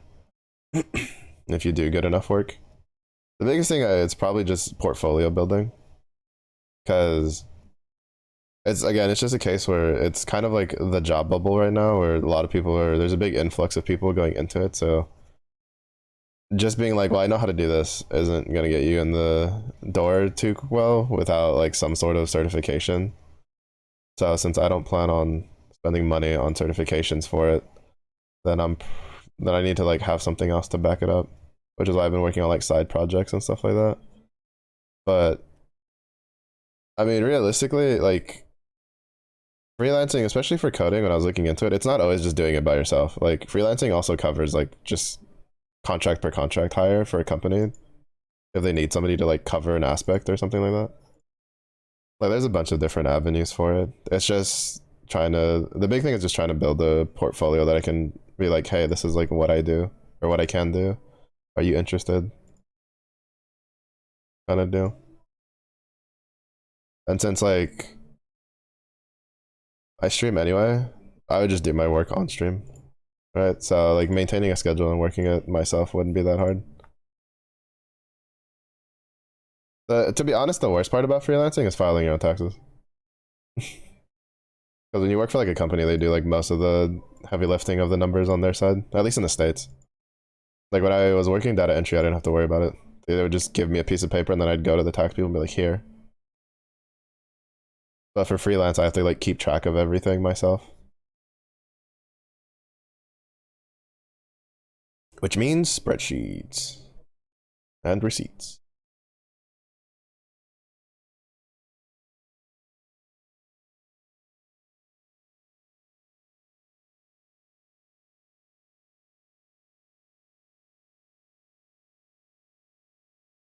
But I don't know. I think part of me has always been kind of attracted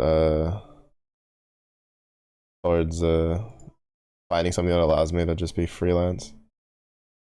Because I kind of like working on like not necessarily on my own, but being like in charge of myself a little bit more.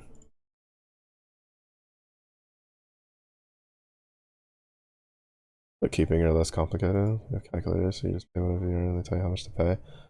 It kind of depends. I think I'm thinking for freelancing in the States, like I would just have to keep track of that, like how much I made and like any expenses that I spent on the job to try to get see if any of it gives me any cuts on the taxes, and then you just tell me.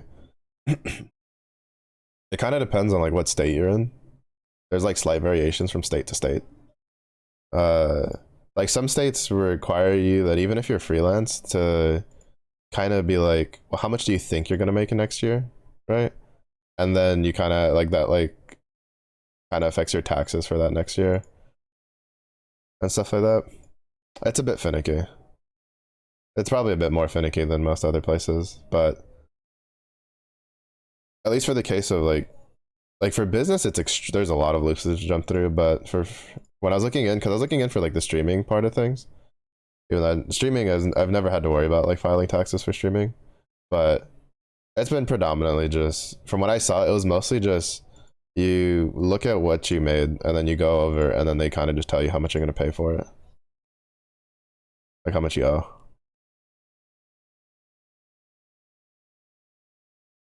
But like the big thing is like when you're working for like a company, right? Like those taxes are generally already taken out of your paycheck. So it's less of a case of uh hey, how much do I owe you? And more like them just double checking that everything is correct and then seeing if there's any like any differences that either they have to give you more or you have to give them more. But with freelance, like there's nobody doing that, so I'd have to keep track of like how much I made throughout the year every time, and which also includes keeping track of like some sort of transaction thing to be able to like give to them so they can double check and make sure everything is fine, so I'm not evading taxation. But yeah, I mean it's a decent amount of extra work, but you know that's the payoff for a bit more freedom and stuff. So.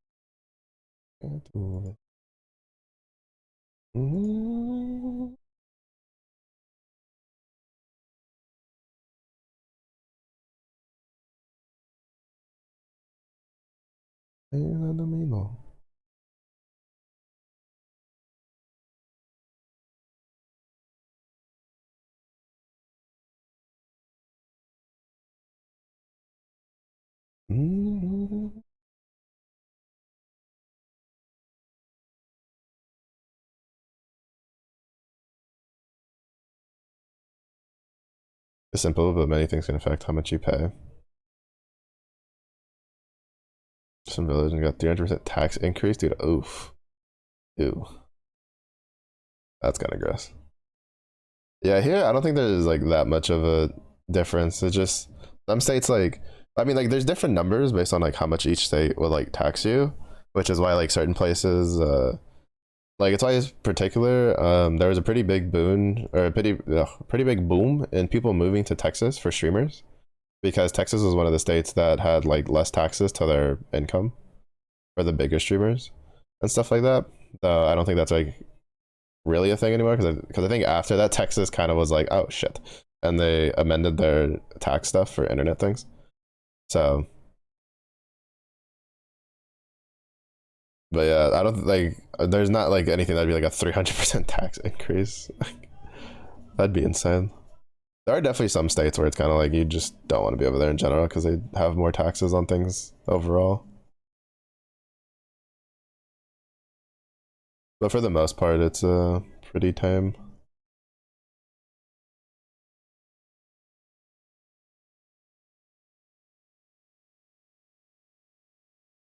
But yeah, I mean the big thing is just it's still predominantly just for me the freelancing in the beginning is mostly just to try to get portfolio work. It's trying to build a portfolio, but also like studying some sort of financial income. So I don't plan on trying to get like something super crazy, like as a first job, whether it be like an actual, working for a company or just contract work, where I just jump from contract to contract. The problem with jumping from contract to contract though is that like in this day and age, a lot of companies are just lazy and they would rather just look at there's a lot of like companies themselves that you sign up and then they're the ones that like handle like grabbing contracts and assigning people, and it makes the contract thing a little harder if you just don't know people in the industry and stuff like that. But that's just like networking involved.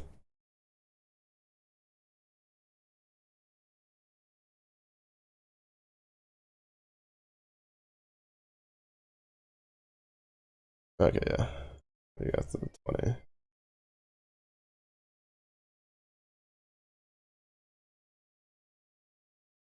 Alright, let's get our free SRs for the day.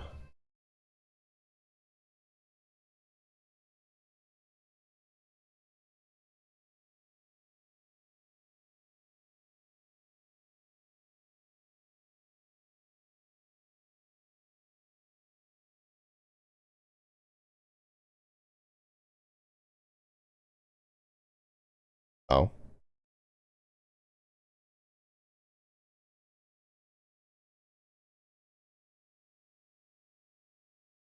We got.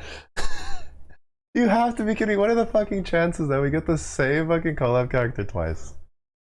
Bro, get out of here. Oh, I was really hoping for Jack. Oh well, that's fine. At least I can't say anything this time around. It's too bad it's not Jack. Jack would have been a really good grab. Brother. Really though? We got the Wind Girl twice. I was really when I saw those two, I was like, please be like one of each. Ugh, we're not gonna get Jack. I can feel it. I can feel it in my bones.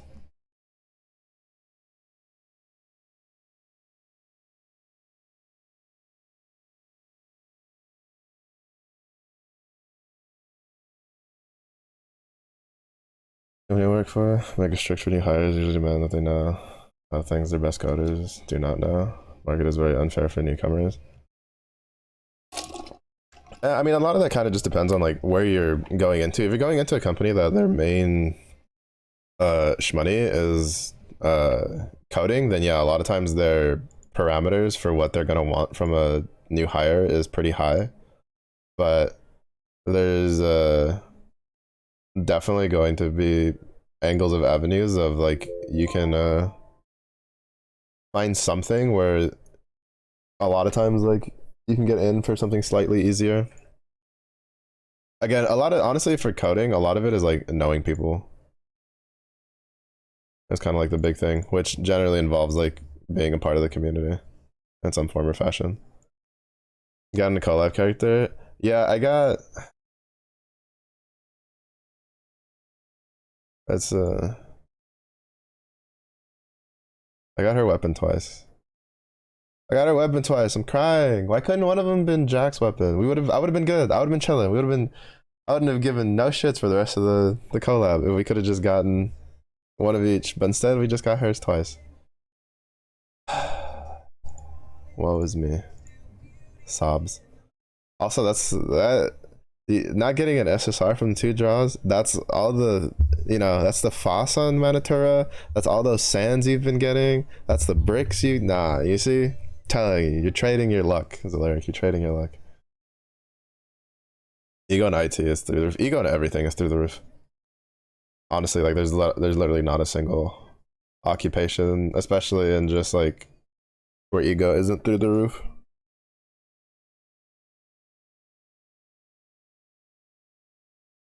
As someone whose like initial plan was to go into like welding, trust me, like there's ego everywhere. The problem is that the ego in IT work, for instance, is kind of a bit more of a necessity because, well, again, it's a really bloated. It's the new job bubble, right? It's the new bubble where people are like, oh, there's a lot of job opportunities in here, and we can like, and it's the new like kind of like gold rush, you could say, for work. So employers have to try to sift through those who are just kind of there to. They're not very smart in the coding side of things. They don't really care to learn or get better, but they just want to be there because they hear that there's a lot of money to be made, and they're just like, nope. So and stuff like that, and it's just like a part of it is that in order to be honest in anything like tech or mechanically related, you generally want to like have some sort of confidence in your work, which a lot of times bleeds over, sometimes unnecessarily so.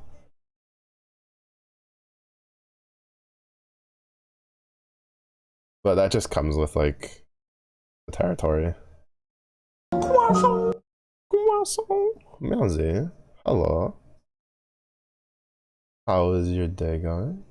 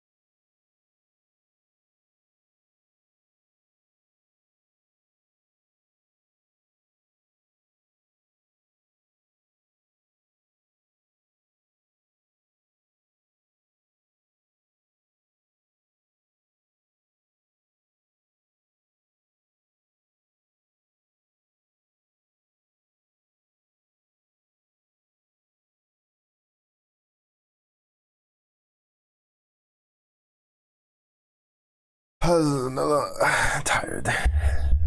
Perma tired. The weather is pretty rainy. Or it's going to be raining a lot, so the brain is like we sleep, but it's going. Doing my best to keep learning.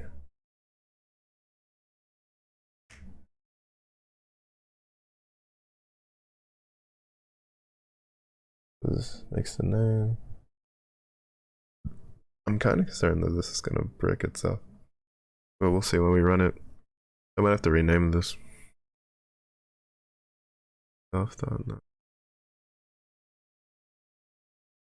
Returns the name. That's the name. Returns the student number. Returns the credits. Sets the credits.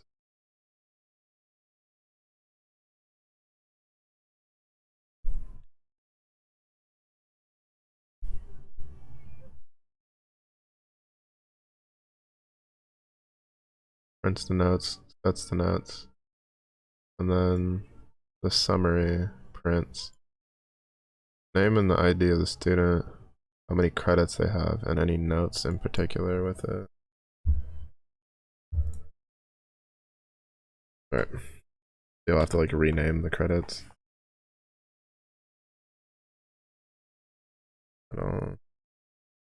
Okay, now it still works. Alright, that's good. It says it should have printed is 1, 2, 3, 4, 5, credit 0, notes nothing. Sassy student, that's me. That's me right there. I was like probably one of two people for my teachers if they made notes. I was either the sassy student if you pissed me off, or I was like the lazy smart student. That was it.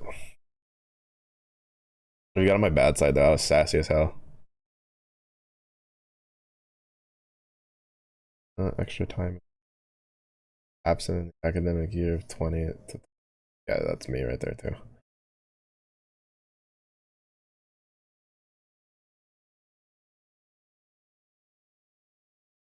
There's no set it method for the attribute number, as number is not supposed to change. There's another significance value.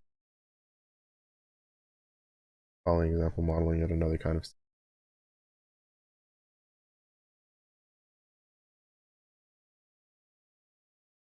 Yeah, this was a problem I had last time. That when you set it as a mutable object, and then, okay, this covers exactly what I had on one of the assignments for the MIT that the MIT course didn't cover. I'm telling you this, they just do a lot better exercises and stuff here. Yeah, so this was one of the examples that I had. One of the exercises I had in the MIT told us to set this as an empty list for a default value. Like that was what the attribute mother of pearl. I forgot to this to auto. I really need to stop. Like I really need to get used to just taking that skill off of classes bars. So I don't want them using it on full auto. But if you set something mutable as a default value and then you mutate it, right, and you change it, it changes the default value to be that instead. Because like in this case, what's supposed to happen is this is supposed to be an empty list, and as you can see, student 1 is the only one that has courses added. Student 2 shouldn't have anything. But if you print they're both going to print the classes, because what happened is that since you're appending the course, it's since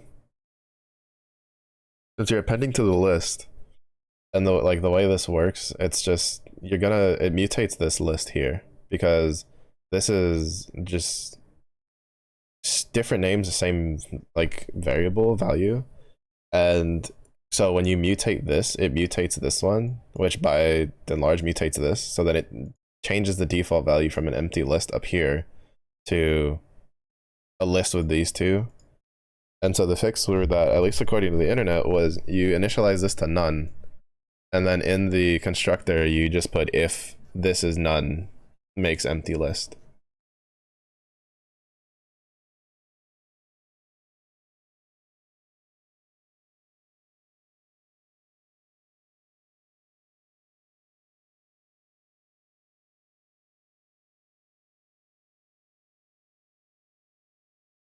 Yeah, and then here they say that for the exact same list as Python reuses the reference stored in the default value in the two new student objects and they both equivalent to the following. The default value of this parameter will never be instant. More complicated mutable data structures such as lists, dictionaries, stuff like that. Problem can be circumvented by taking the following changes. Yeah. On this, you just set this as none, and then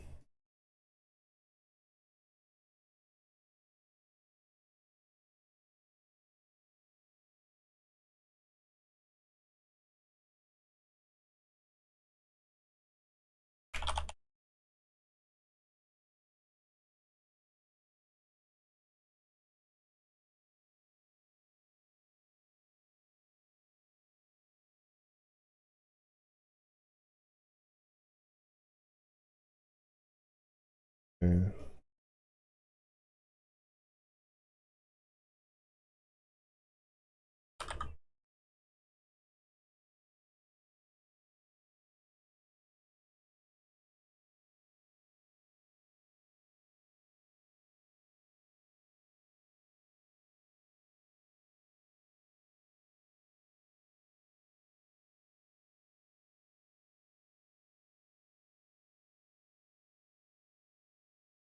And so now when you run it, it'll just be a list for the first one with list values, and then it'll be an empty list for the second one.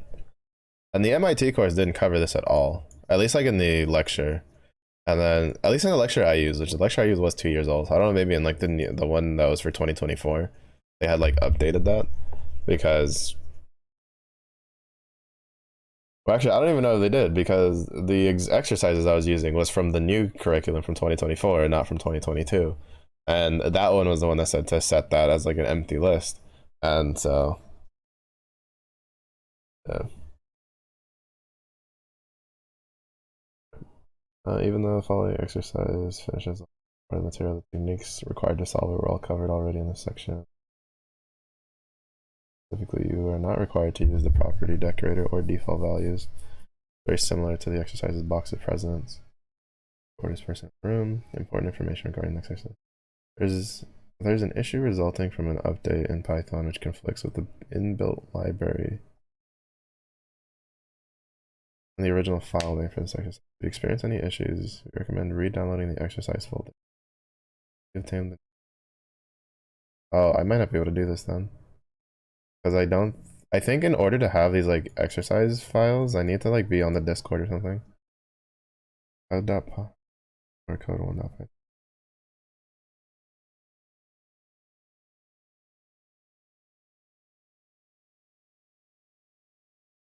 I mean, we'll try. We'll write it up. We'll set it up until we hit a snag. Classes, item, suitcase, and cargo hold. Last named item, which is used to create items of different kinds. Each item has a name and a weight.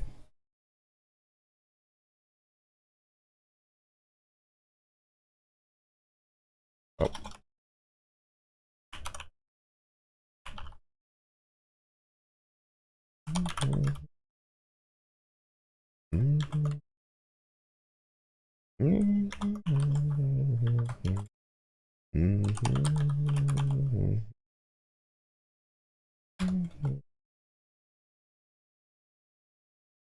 Cephal.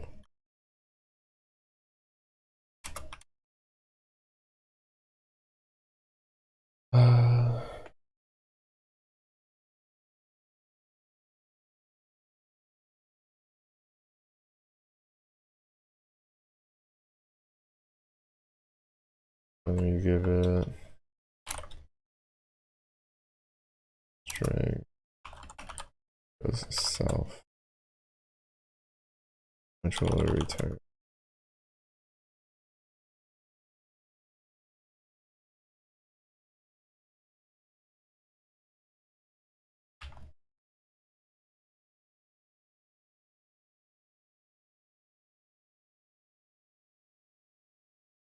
Wait.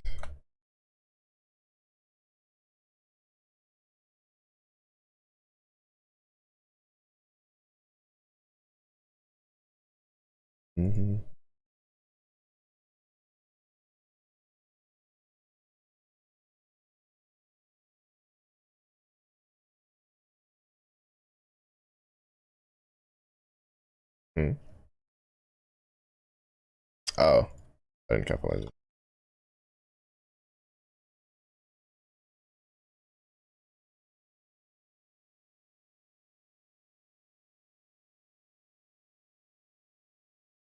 Oh, I'm so dumb. Initialize the.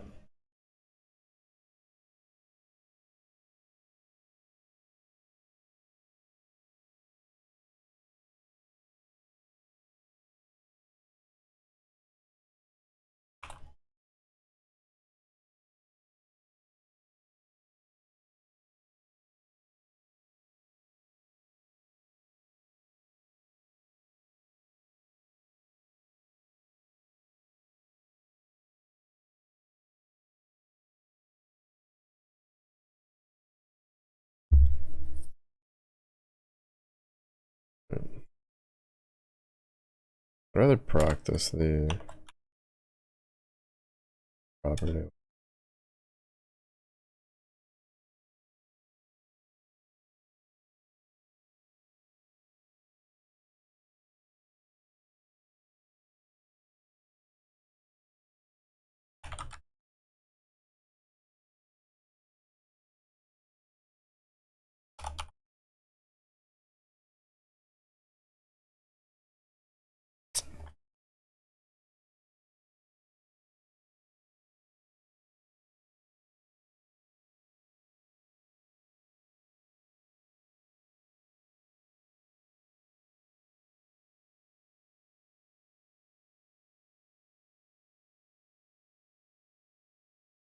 Problem.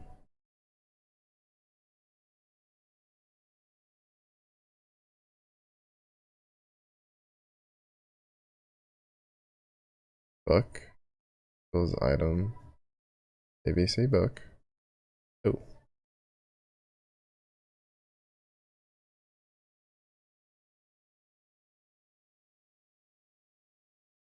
It's not a hidden.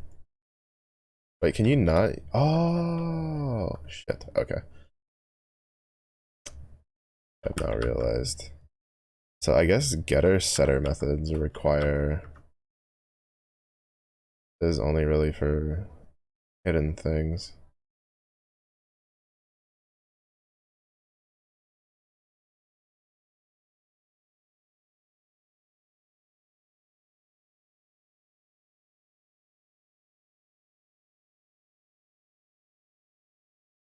Okay, why is this not working? This should be working perfectly fine. None of it is hidden.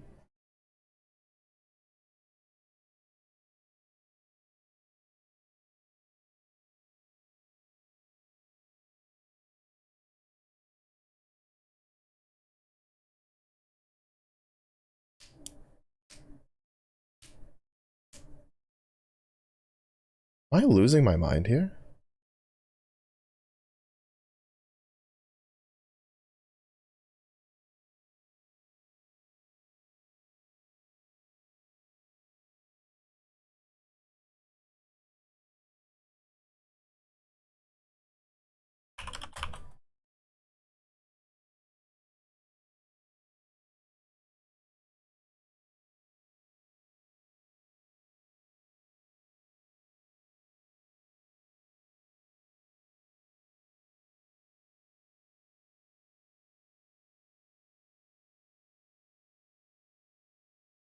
No, okay, it's just their code was fucking weird. No, because it's not calling the thing. Hmm. Wait. Why is it not using these?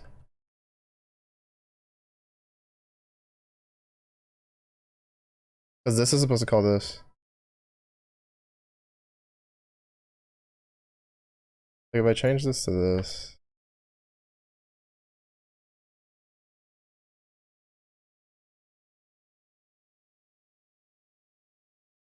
Yeah, it's because they share the same name. Hmm. Because it's accessing the actual variable itself. I was so confused why it wasn't working because all of this like written out should have made sense, but the problem is here. It's that like the two things are named the same.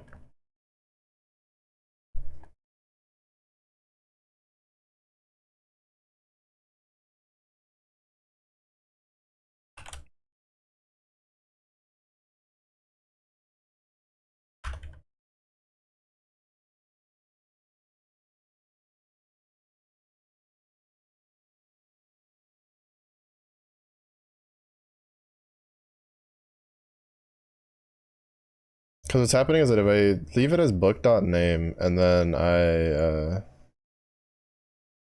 don't have that, it pulls from the actual variable itself.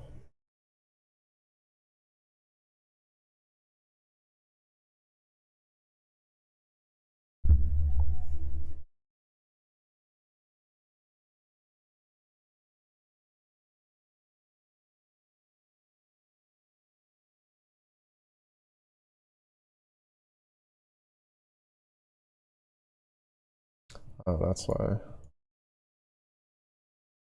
That'll probably work now because it's encapsulated.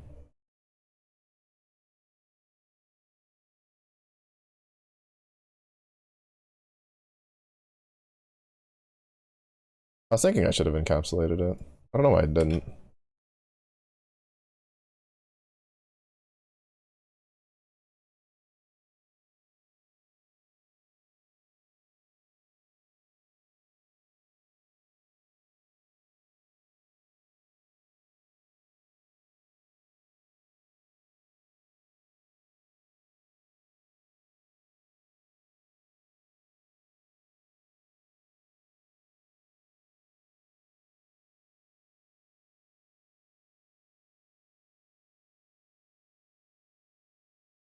Why?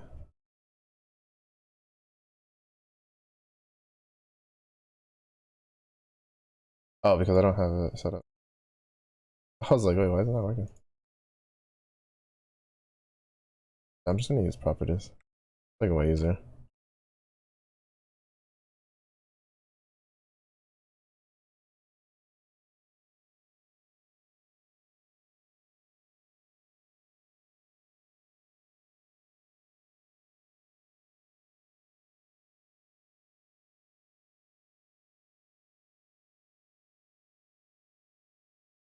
Yeah, I don't know why I didn't just encapsulate them from the get-go. Like, that's obviously gonna be part of the thing.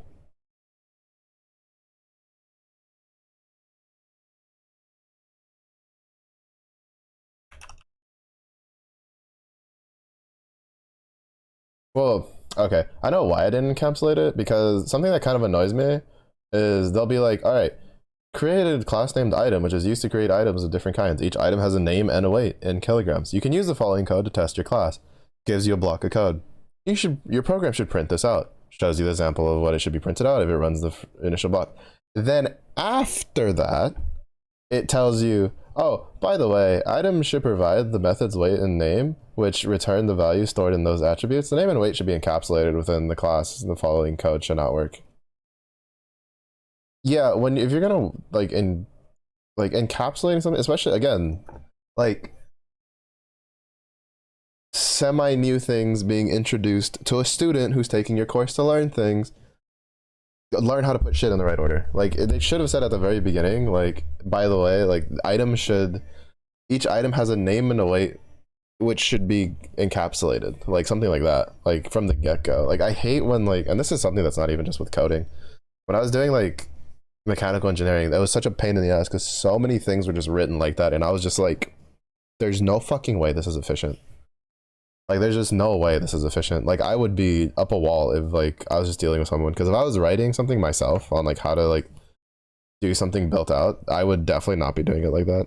And if I was like, oh shit, this needs to be like up here when talking about like what attributes for the constructor to set up, I would just go back and rewrite the top part instead of just being lazy and not adding it. Like it just pisses me off when people do stuff like that. Because you could be like, oh, Mello teaches you to just read everything in one go, except that's usually the worst thing you can do in a lot of cases when you're trying to like put something together. Especially if it's something that it's like, hey, you're going to be making these 3 individual parts that are going to go together. It's just like, you kind of tackle it at, you know, okay, this is what you want me to do for here, get that done. This is what, like, you know, in a case of where you don't know what, like, step by step and you have to figure it out yourself, like every little detail, then yes, you read everything from top to bottom, you figure out what it needs to be done, you get that done. But if like you're being told what like needs to be done, they're like, here's what we need done, you know, set it up. Like generally in most cases, you're better off just piecemealing together, working from top to bottom all the way through to go through it. Because it's efficient. Like if you're gonna give someone instructions on how to do things, you should be efficiently trying to put it together so that way they don't have to keep double tracking back and forth because you have information spread across.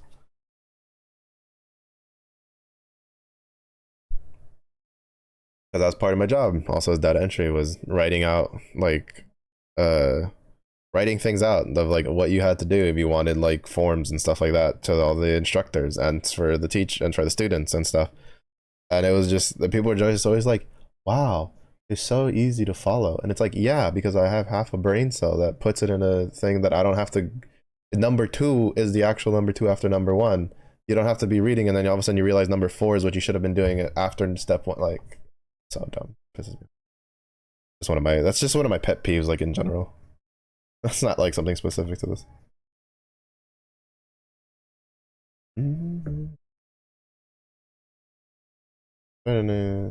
Last name suitcase.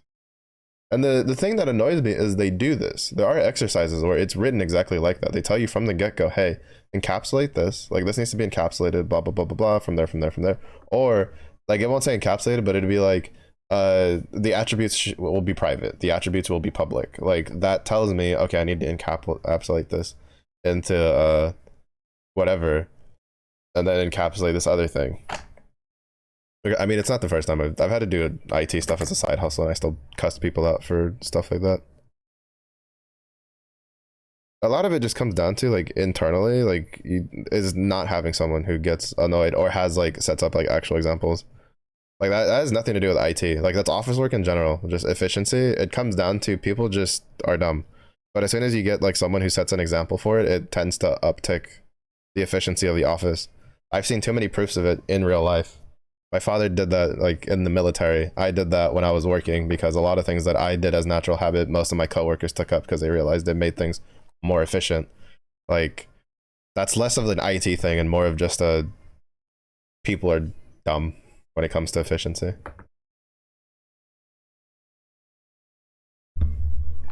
Like that has like nothing to do with IT work, honestly. Like that's just office work in general. It's honestly like one of the biggest differences between someone who can like be self-employed and someone who isn't. Like if you look at people that are self-employed in their own way, they're extremely efficient in what they do.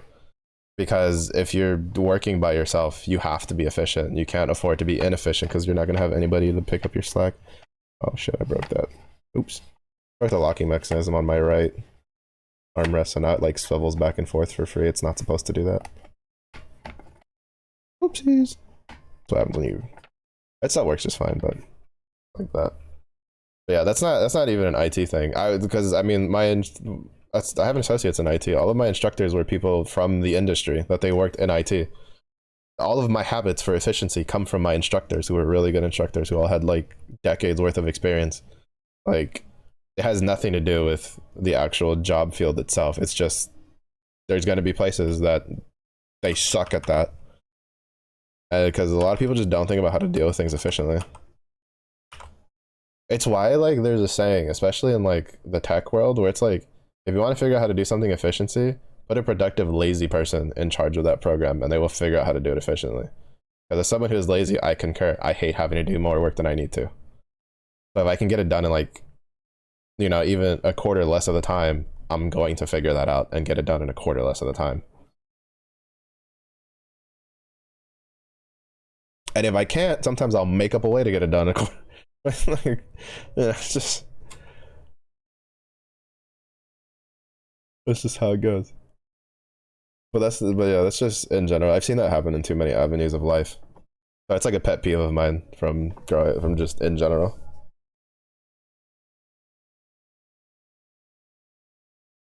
I got into a suitcase. Suitcase also has a maximum fine weight for the item stored.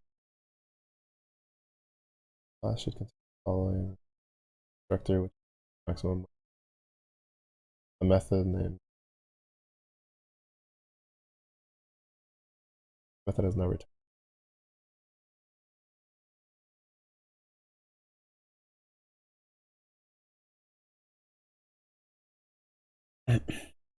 And trust me, I know that like I also worked for my data entry job was technically working for the state government. If you want to talk about dealing with inefficiency, holy shit. I would have set a building on fire if it wouldn't have put me in jail for what the shit they made us do. That was so inefficient. So inefficient. I remember sitting there being like, but boss, like if we just do it this way, we'll literally get it all done in a day. And she was just like, I know, but we can't because government. And I'm just like, maybe they'll listen. We burn a couple buildings down. End game. Structure protect maximum weight. Method named add item. suitcase. String method which returns during the format X items Y kilogram. Also, it just says the number of items. Class should make sure that the combined weight of the items stored within any suitcase does not exceed the maximum weight set for that. The maximum weight would be exceeded, then the item method is called. When the add item method is called, the new item should not be added to the suitcase. It should be self. I'm assuming the max weight is. Okay, it's an argument that gets taken.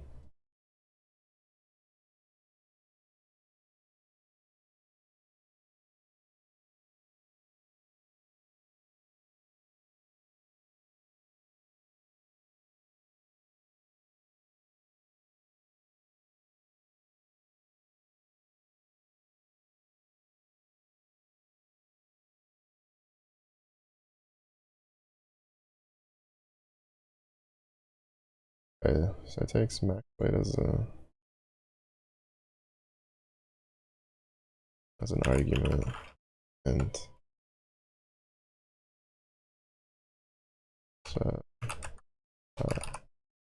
max weight equals max weight.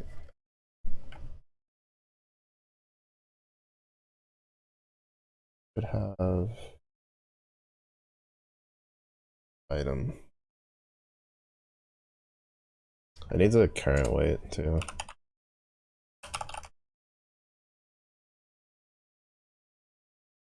Equals 0.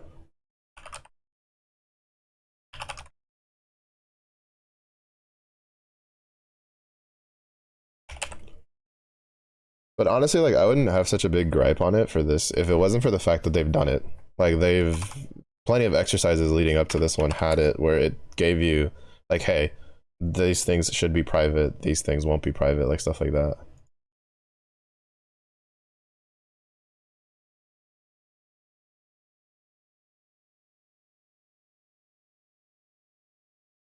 Which, speaking of, should I encapsulate?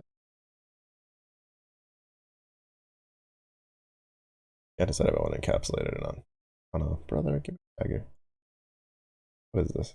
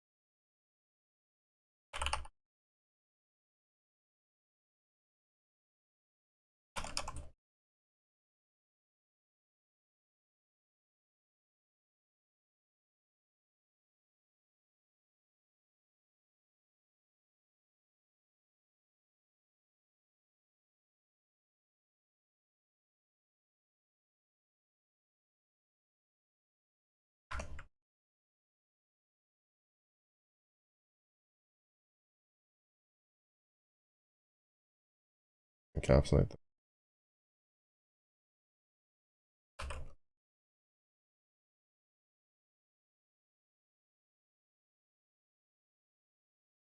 And the string should just tell you how many items are in the suitcase plus how much it weighs.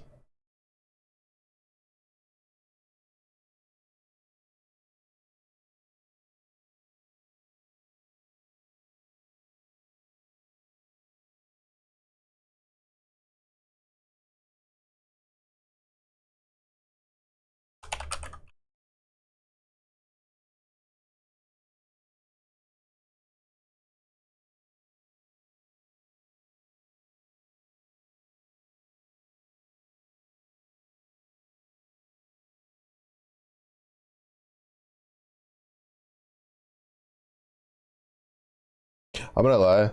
Talking about like the clear instructions and organized thing just reminded me of all the times I had to rage at the teachers I was in charge of for not doing that. I chewed out so many teachers for not doing that for their students. In business talk, it'd be like translated to business talk, like it would literally just be like, how in the fuck is someone supposed to know how to do this with the way you wrote this out? But obviously, like in business speak, so I wouldn't get in trouble. I may not have made a decent amount of teachers cry.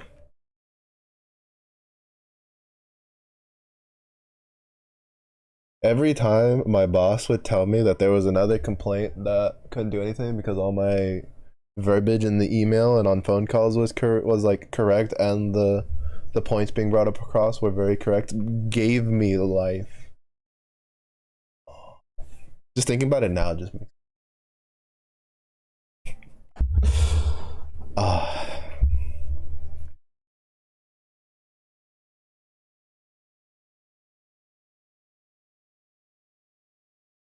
Oh, my teachers hated me. Well, the teachers that like were lazy hated me. There was a lot of teachers that actually really liked me because I made things a lot easier for them.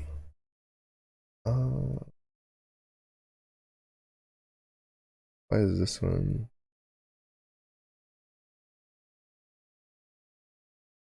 Suitcase. Suitcase. Oh, because it's lowercase. All right, because suitcase is one word. Okay.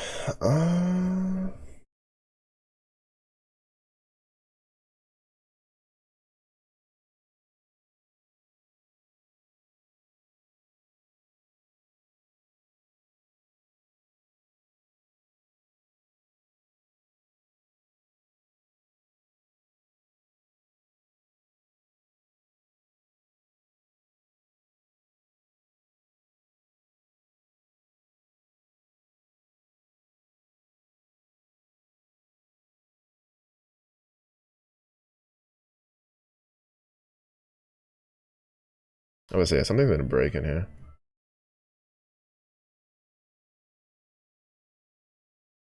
Oh, because it's.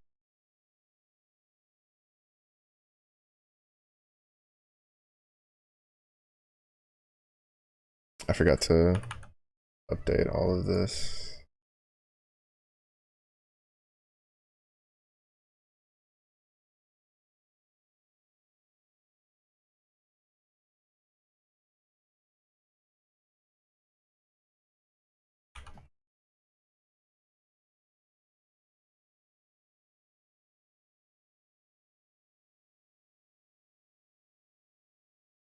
I actually got the double underscore when I've encapsulated stuff.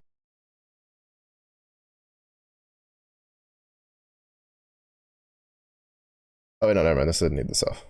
That one was actually correct. There's no suitcase edge.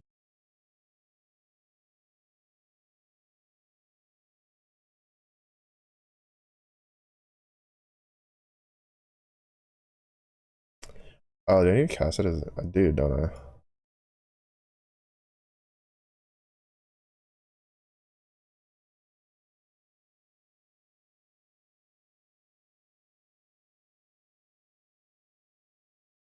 That way.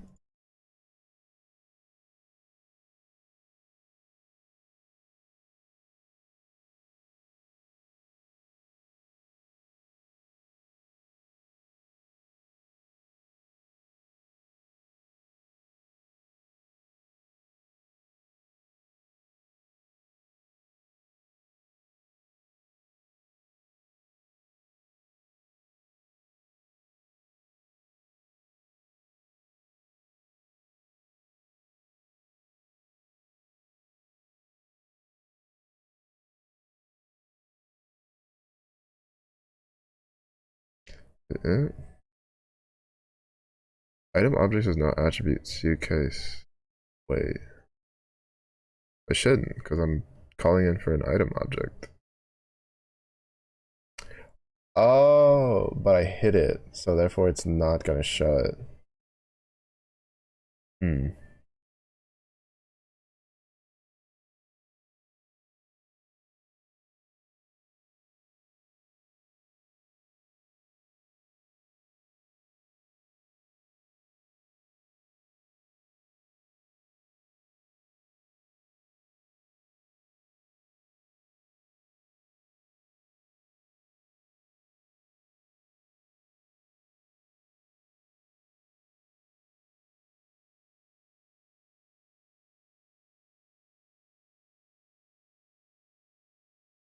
Mela, if you don't put the right operand, it's not gonna work.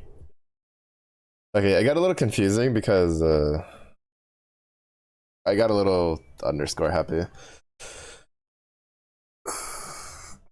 The issue was here was that I put the double underscore, so then I was trying to look for stuff in here when I wasn't supposed to.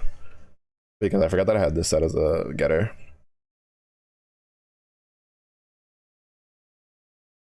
Yeah. It's just I shit you not, I don't know why. I like every time I'm like, oh, it needs to be less than or equal to this, I'll put the greater sign. I've yet to have a problem with doing greater than or equal to, but for some reason, like if I do less than or equal to, I always just put the greater than sign on it. I don't know why. My brain is just so dumb. Right, and then we need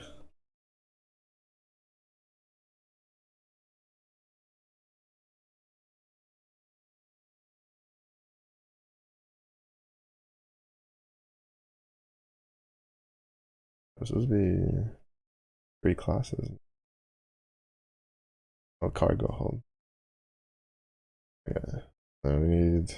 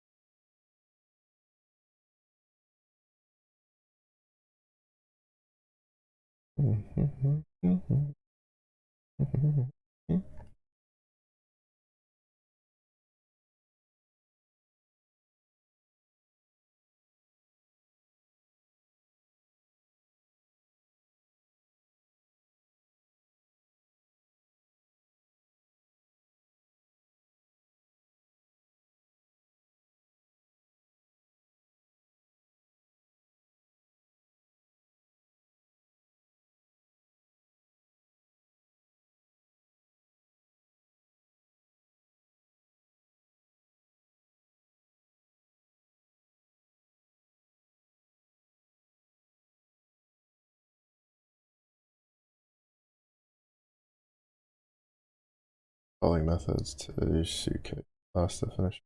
Items. Wait.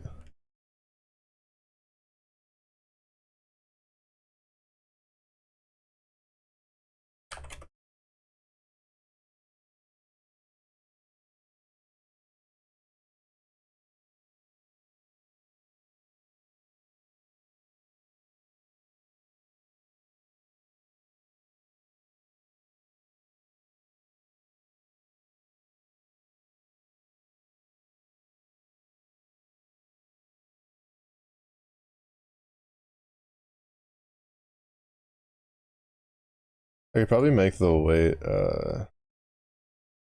getter then.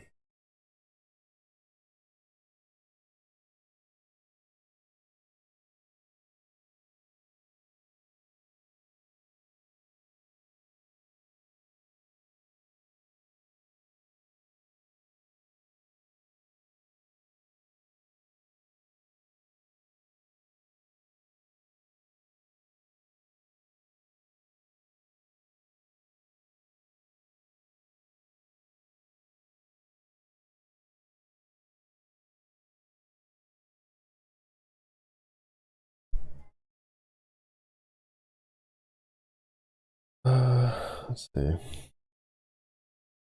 It prints out all the items stored in the suitcase. Weight returns an integer representing the combined weight. All items stored in the suitcase. I mean, that one's pretty easy because I'm just going to have it return current weight.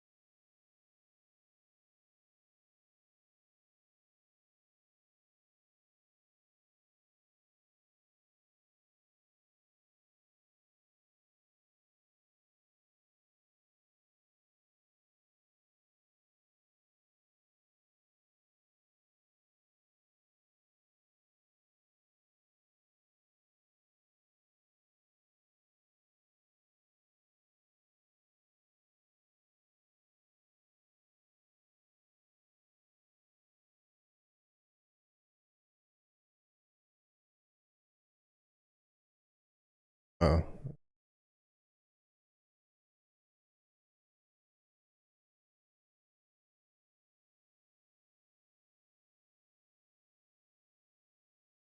Why did it print the curly brackets?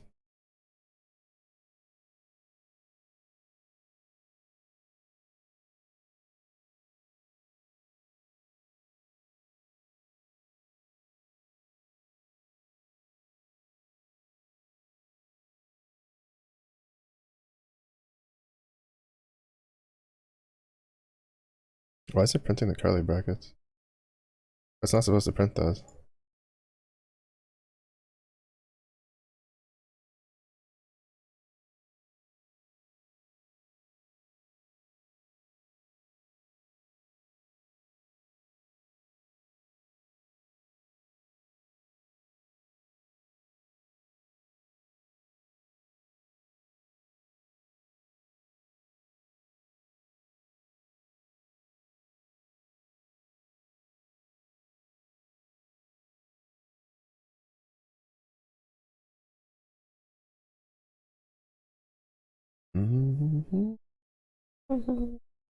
I'm actually just.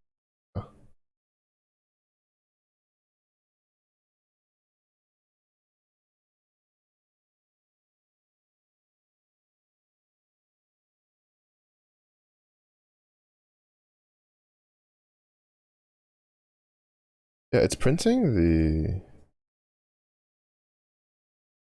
Oh, that's why.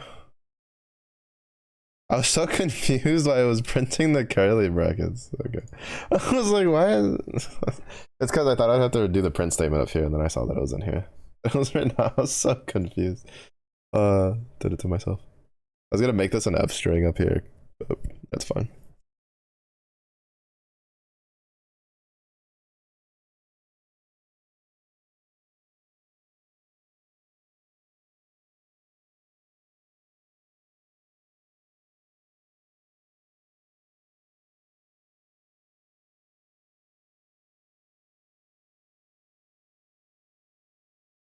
Oh.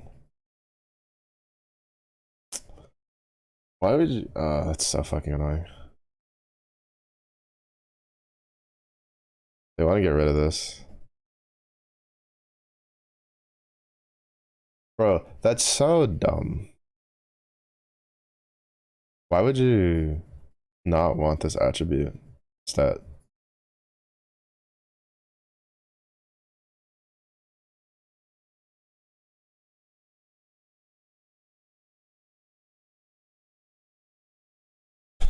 Just makes it so much easier if you do it. I have to fucking do this differently. That's so dumb. I have to rewrite all of this.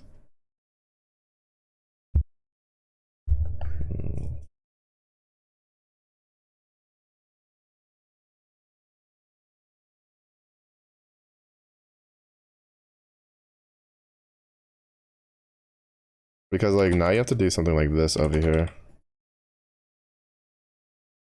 This makes writing this code, I feel, way worse than what it could be.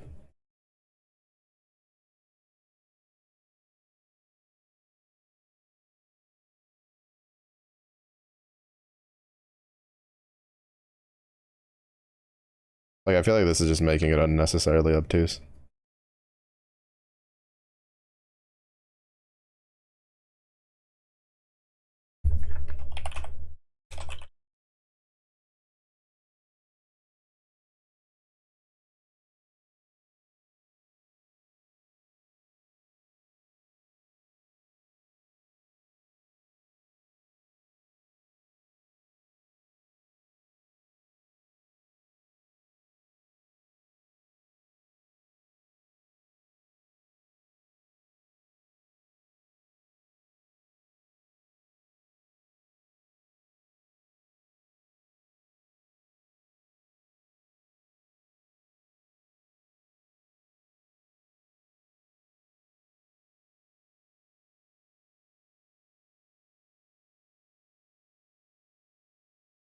Like I'm adding like an extra 2 lines of code for something that just 1 line would have sufficed, and I have to like make this more more verbose than it needed to be. Such a dumb. At least at the current state, I don't know. Maybe later on it'll make sense, but for the current limitations, it seems extremely idiotic to remove that.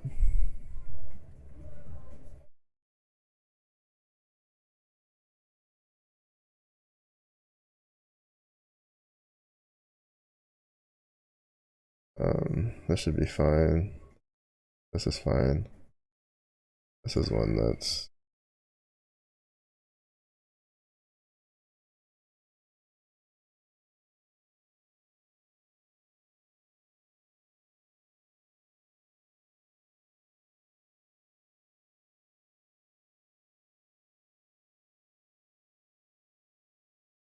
I don't actually know if I have to cast as an ant.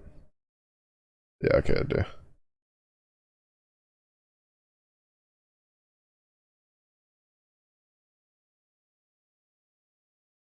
Why is it a none?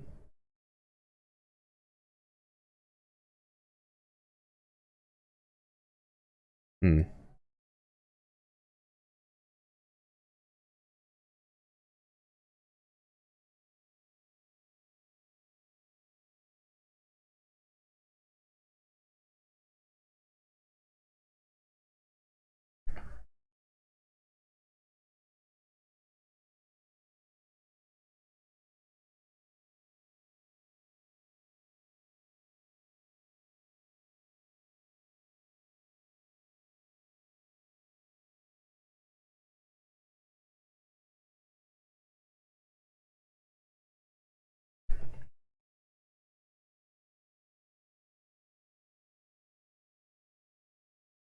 Oh, because I'm not returning anything. I was like, why is it not working? Because I'm a moron, that's why.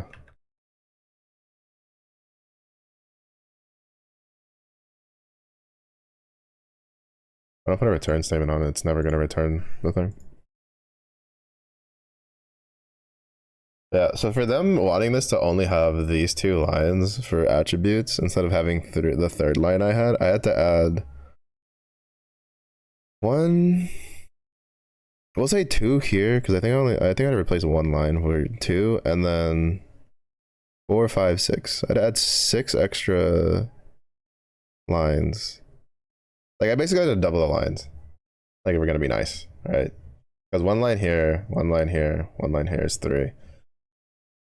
And then instead we got rid of one line here, but then added like 2 more here and like 4 more here. It's just like unnecessary.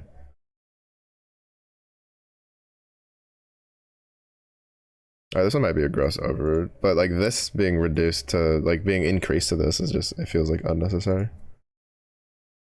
Feels extremely unnecessary, but that's what it is. It's what they want.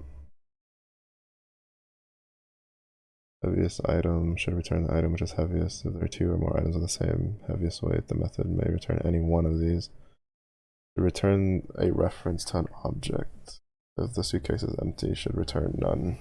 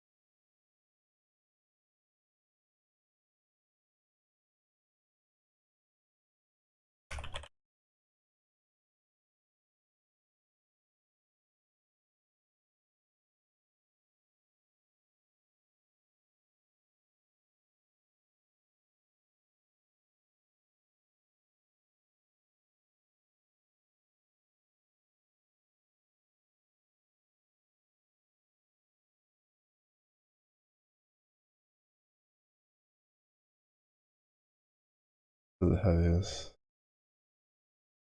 Anyone, please. And then if it's empty, it should return none.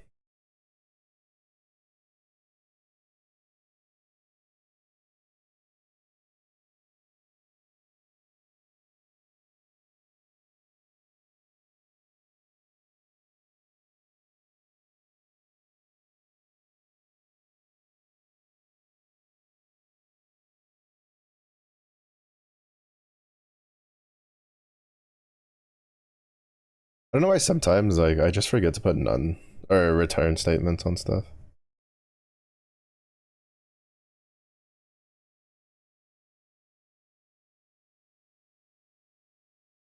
Ain't that?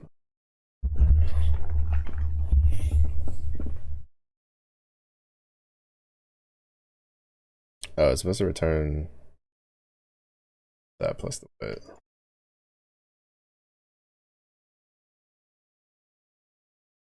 I'm gonna self-read the whole thing.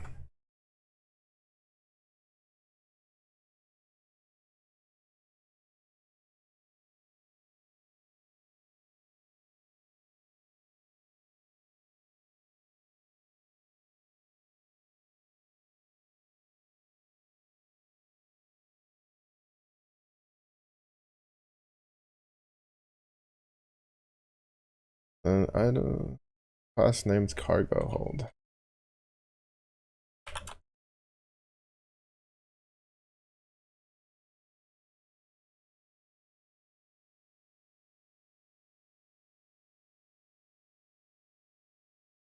Constructor takes the maximum weight. Method named add suitcase. A string method which returns in the format suitcases space for white color.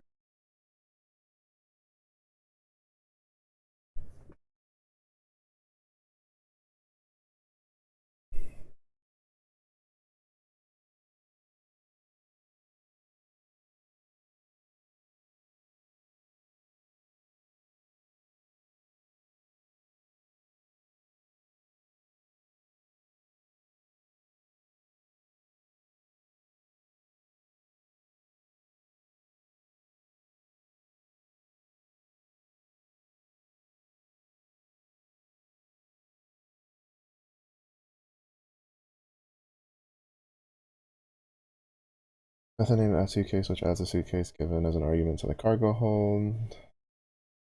String method which turns a string in the format of X suitcases space for Y kilograms. The class should make sure that the combined weight of the item stored within any cargo hold does not exceed the maximum weight set for the instance. If max weight would be exceeded, then the add suitcase method is when the add suitcase method is called, the suitcase should not be added to the cargo hold. And now work with the following program.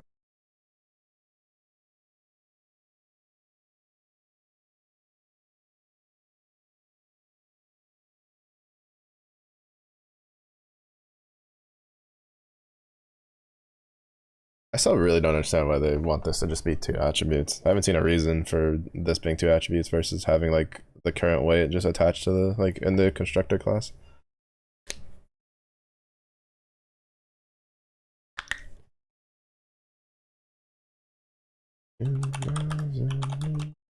Please go. Mm.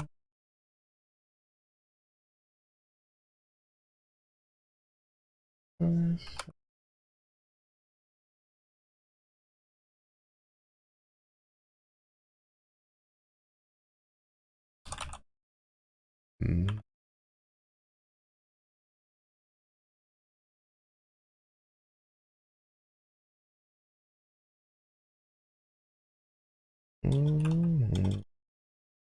Mm.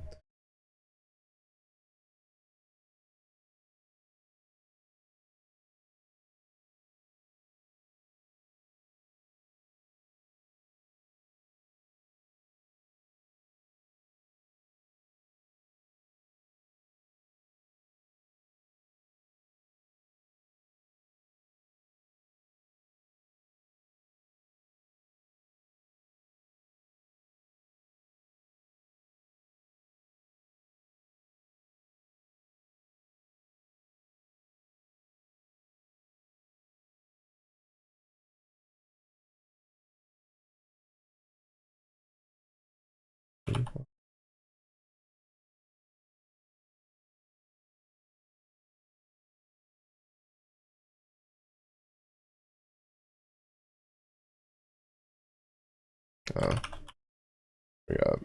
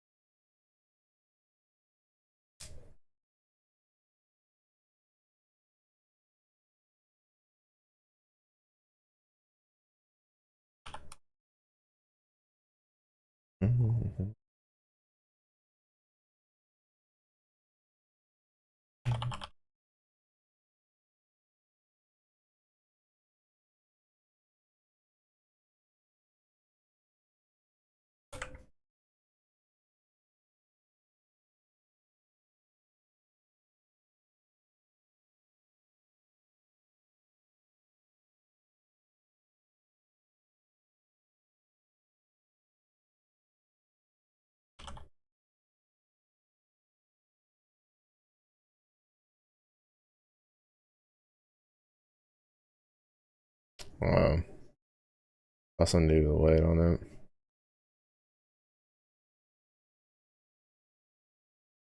I forgot to rewrite this.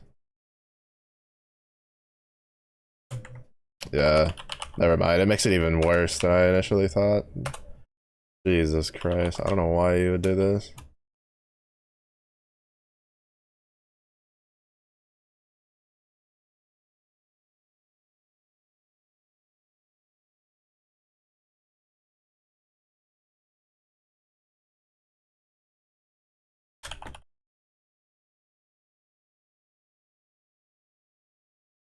Yeah, I feel like just hard forcing us to write it into like two attributes. Such a dumb decision, but whatever. I'm assuming there's a reason they want you to learn how to do that.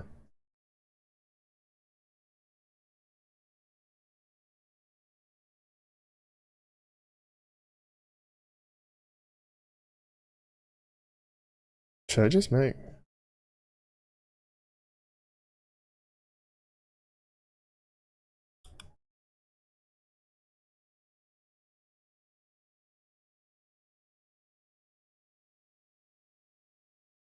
Do a weight thing.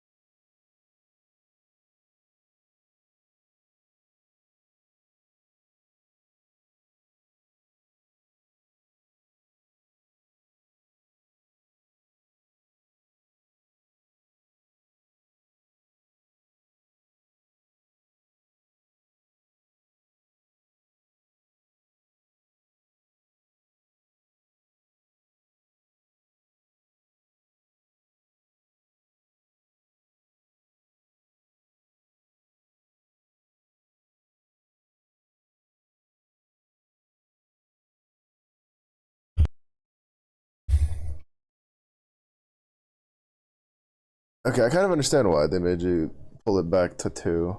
I still think it's like inefficient though, if I'm perfectly honest.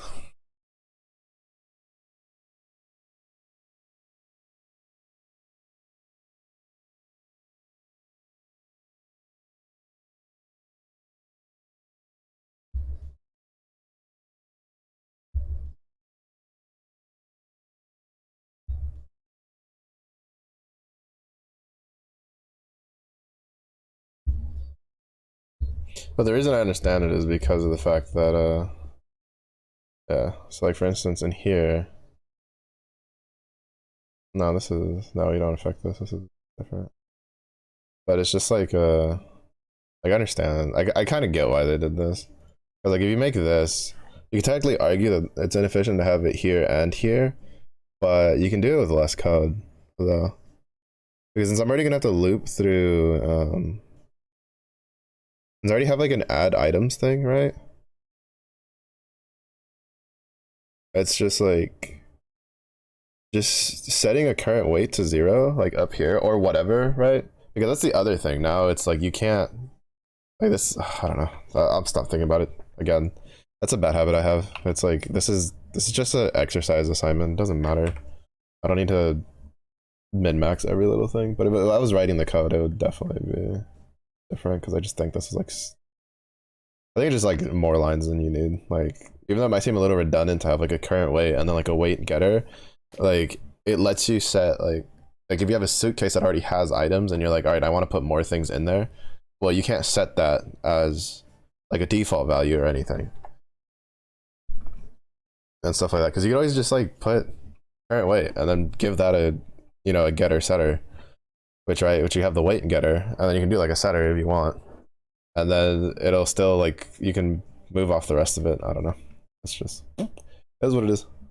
It is what it is.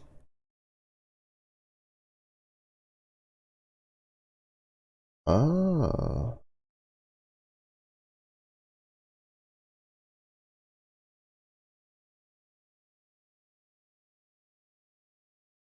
yeah. I'm just gonna make a weight.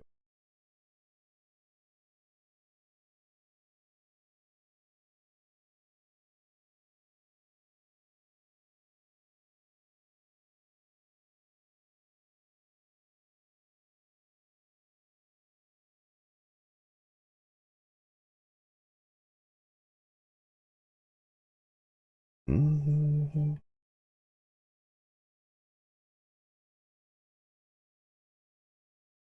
I'm just gonna make a weight one. It's pissing me off how much extra stuff I have to write if I don't do this.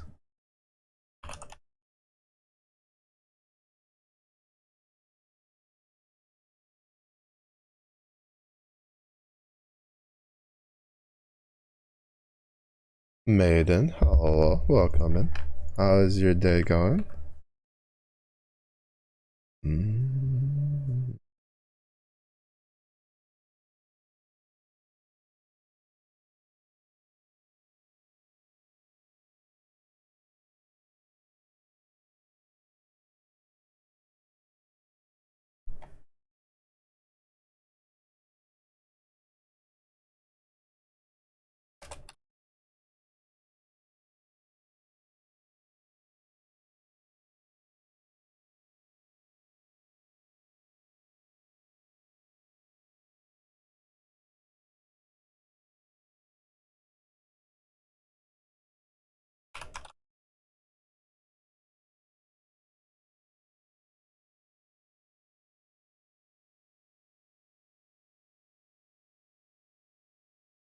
Actually, before we handle this, let's test it up here.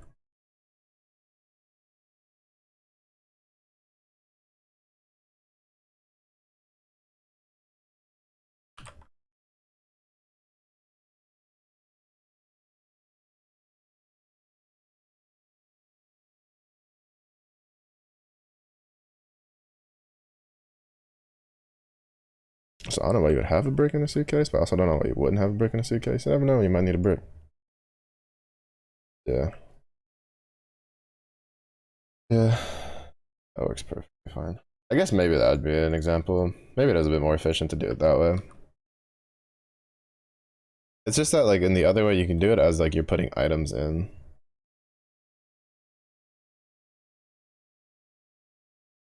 Oops. I copied the output sample, not the codings in.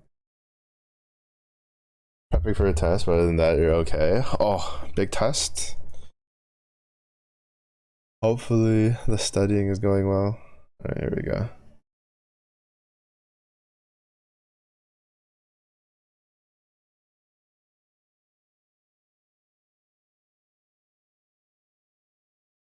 Yeah. Ongo request. All right, let's see if the cache thing worked out. Spotify's been a little wonky, so it'll take a little bit for. Now the website doesn't want to like pull up your song, let alone the actual thing. Okay. Come on, Spotify. Spotify, work with me here. There we go.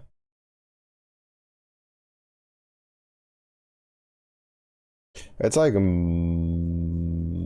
no, same. No, it's like marginally less laggy than the last couple times. I have to see if there's any more little optimization things I can do. My Spotify has been like extremely laggy recently, so I was trying to figure out ways to fix that. But it has been queued up. Actually, I've heard this song. Listen to song request. Oh.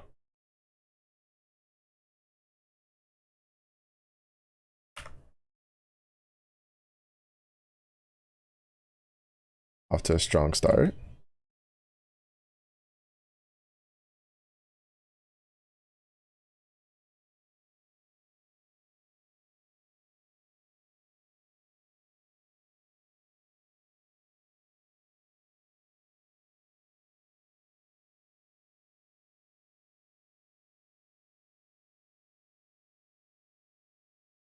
I still feel like it's like more efficient that when you add the item, you could just do like, because it'd be like current weight here, but in here it would be if self dot current weight plus int of item of weight is greater than this, you're appending the item anyway, and then it's just one extra line to add this to current weight, so that's 2 lines, right? Then in here it would just have to return current weight. So you're at 3 lines, but then you're also taking out 1, 2, 3. 3 lines here. So we're already like breaking even. And then I guess technically at the end of it it's probably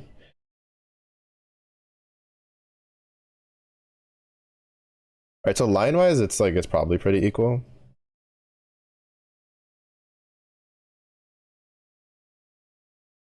Because in here you would just change it to self dot current weight.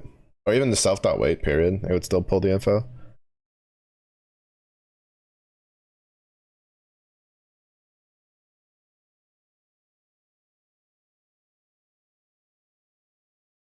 And I just feel like the other way is more flexible because you could like put a setter for setting the weight if the suitcase already had items in it.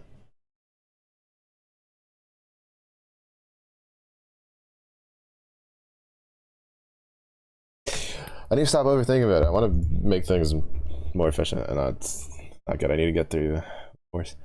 Okay, we need to test the cargo hold one out.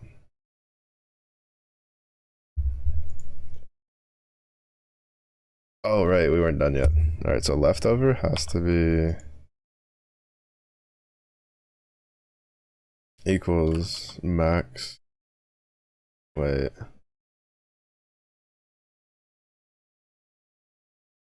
Minus self dot weight. Place for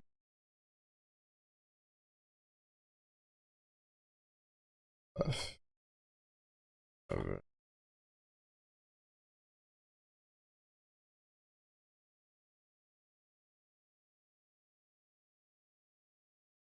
Cargo hold.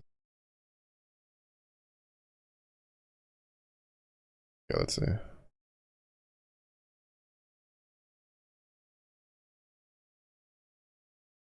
X, Y is here. And a none type. Why is it bringing back a none type? I'm assuming the weight has to be a none type. Oh, because I never gave it a return because I'm bad. Oopsies. I'm telling you, I don't know why sometimes I just forget to put returns for no reason. Alright, yeah, it works. I don't know why. Like, I just, like, I knew that I need to return because that's a getter. Can't really have a getter without a return on it. Kind of defeats the purpose.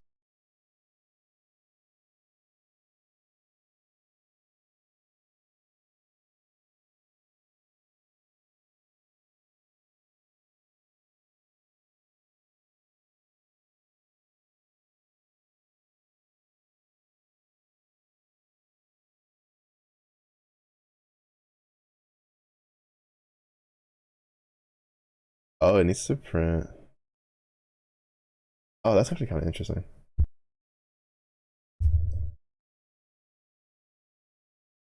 Okay, okay, good showing for first song request though. Already getting tossed onto the playlist. The instrumentals gave me a bit of a nostalgic feeling for like songs when I was younger.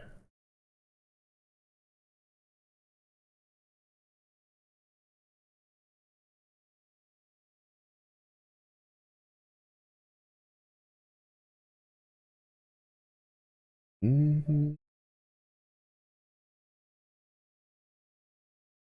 mm-hmm.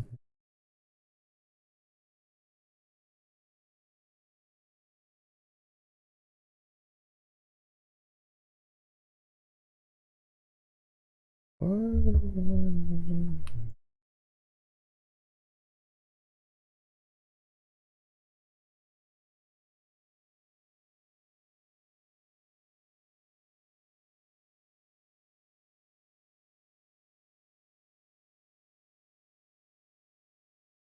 some work. Hope you have a lovely stream. Thank you, thank you.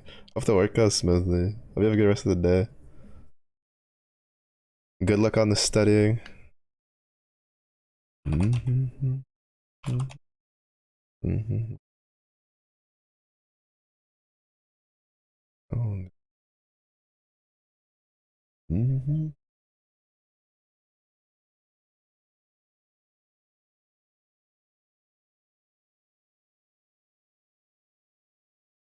Cargo hold and items.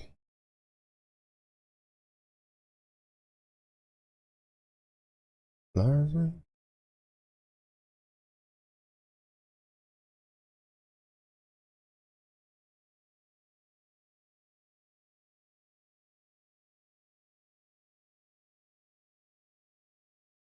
I'm starting to get good at seeing like the little one space difference when I see the X, and I'm just like, why is that wrong? I was like, it's written correctly. I was like, oh, it's the indent space.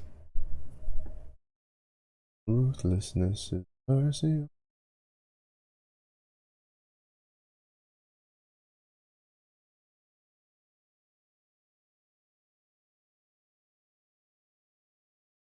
Got it.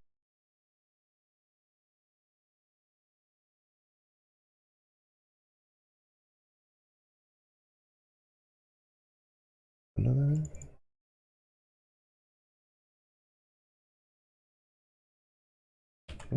Ah.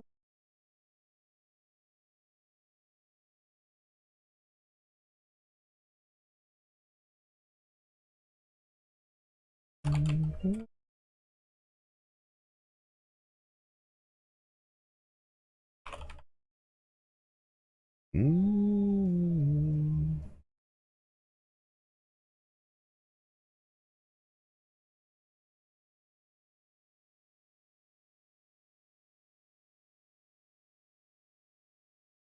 Mhm.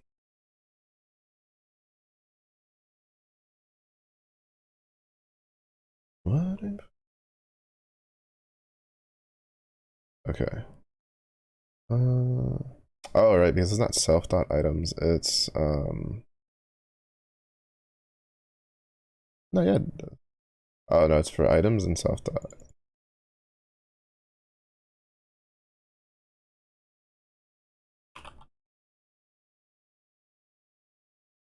Mm-hmm.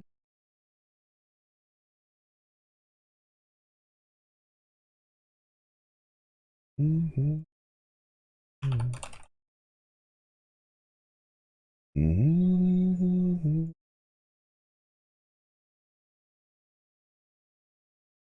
Mm-hmm.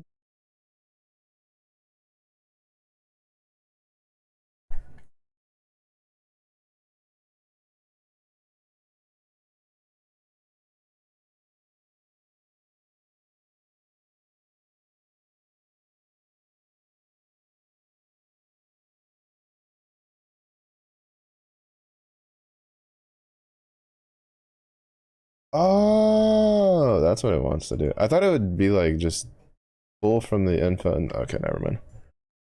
Lame. I was hoping to make this slightly more fun. Never mind. Lame. I'm.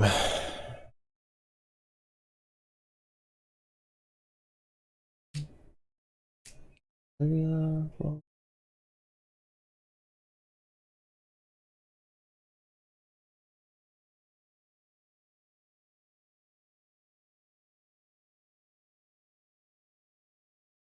I don't understand why it's like so. Well, no, because it should still like work the same. Because we're adding. This is still a suitcase. It's still a suitcase. So for suitcase and self-thought items, which is these, and then for the item in the suitcase. But why is the suitcase object not iterable? Mm-hmm.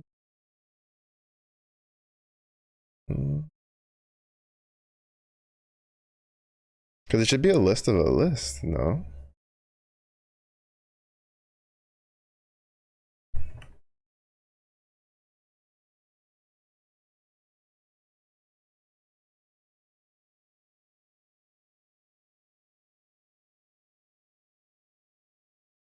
Oh, right, because it's gonna go back to.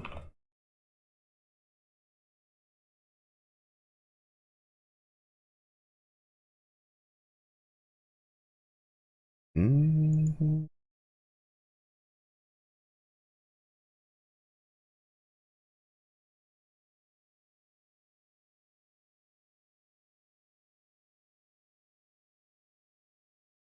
Down to. No, it'd be fun. Tell me off guard. Mm.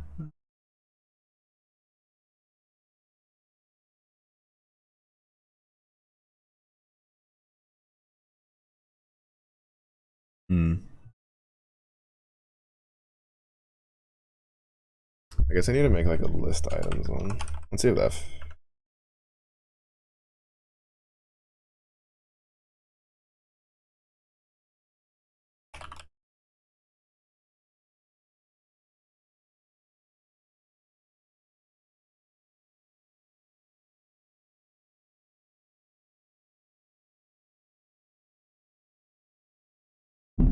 Oh, okay.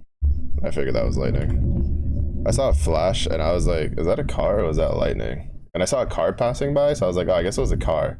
Yeah, and then the thunder hit. I was like, oh, never mind, that was lightning. I got a gun now. Pew pew. What is this, brother?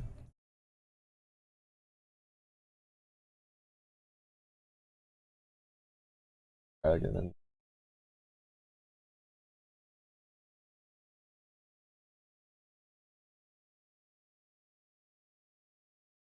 Ain't no way. I was about no.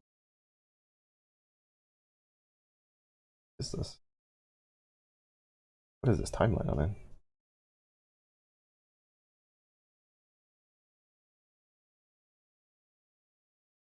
Hopefully it's just lightning for now, and I can take him out before it rains. Oh,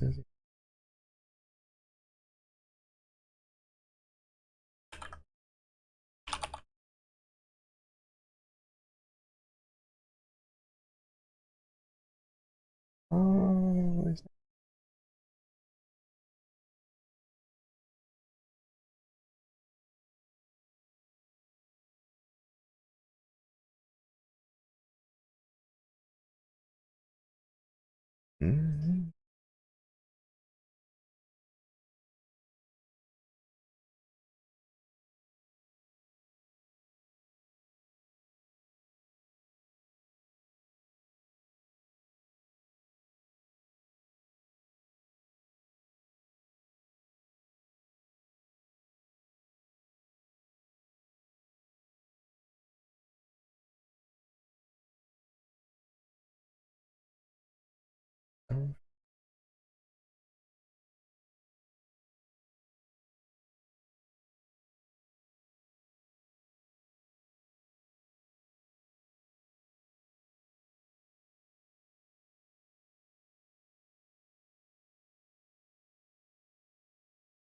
No. Oh, do I have to use the? Oh, I have to use the print item, don't I? Or the yeah.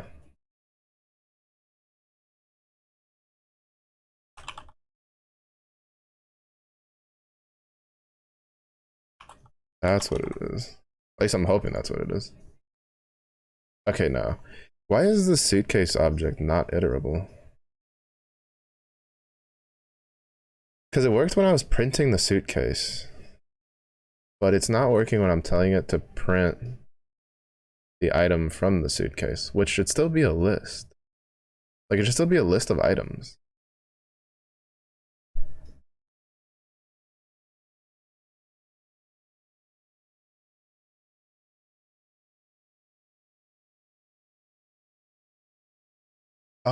No, because it's no. Oh wait, does it just need to be? Oh, I think it just needs to be. Okay, I think I understand. It's just that, isn't it?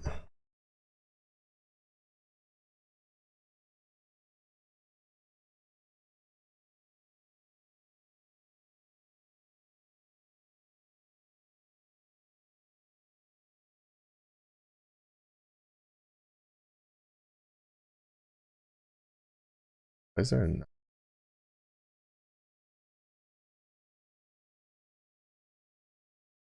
There shouldn't be a none.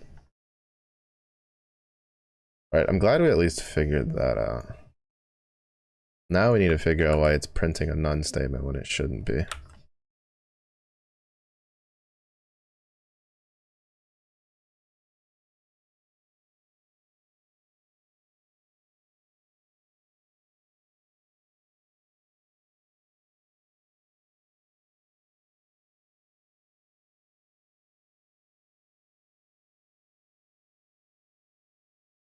I forgot that I had the print items in there.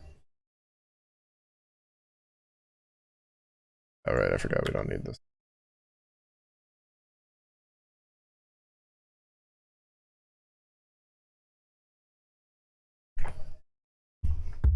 Okay, the problem though is that it's printing none when it's not supposed to. And I'm not sure why. Because it only should print none if the length of the list is 0.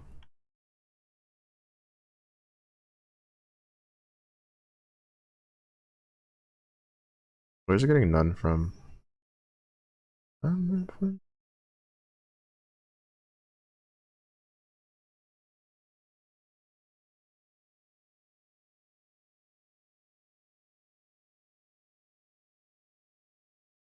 Because there's like an empty suitcase being printed.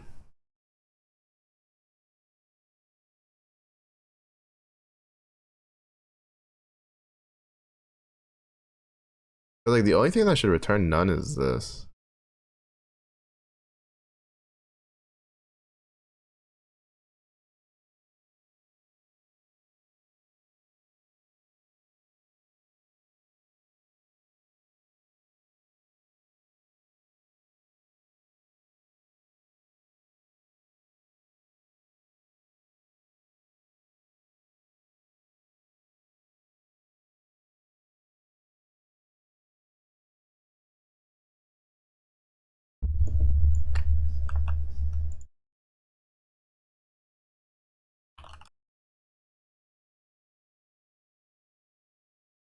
Yeah, it's 2 items, 3 kilograms.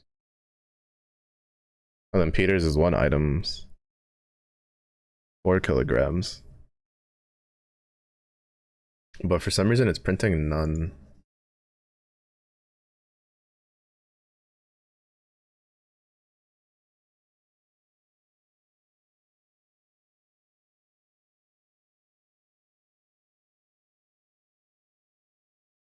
Ah.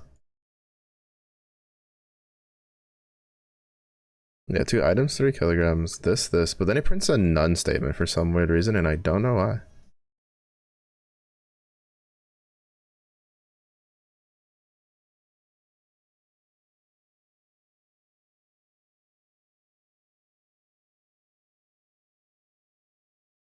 Like, where's it getting the none from?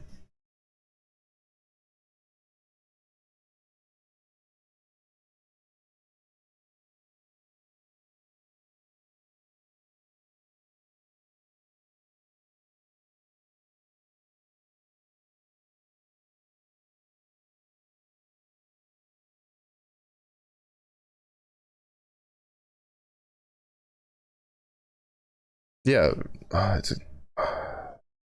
for some reason it's printing a none item. There shouldn't be none on there.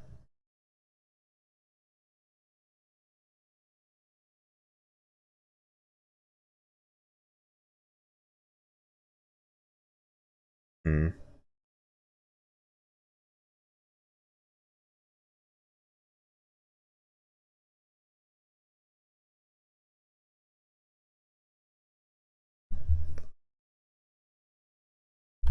All right, let me change.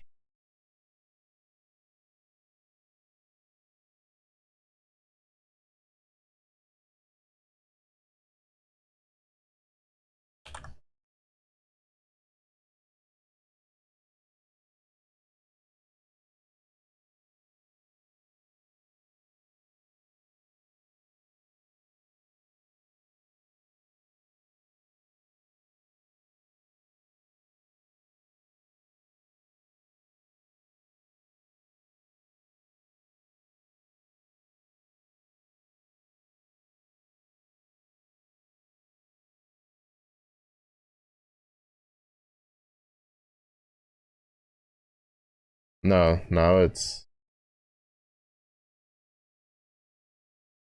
no, it's still like adding a none to it for some weird reason, and I don't know why. I don't know where I have it written that it's like adding none.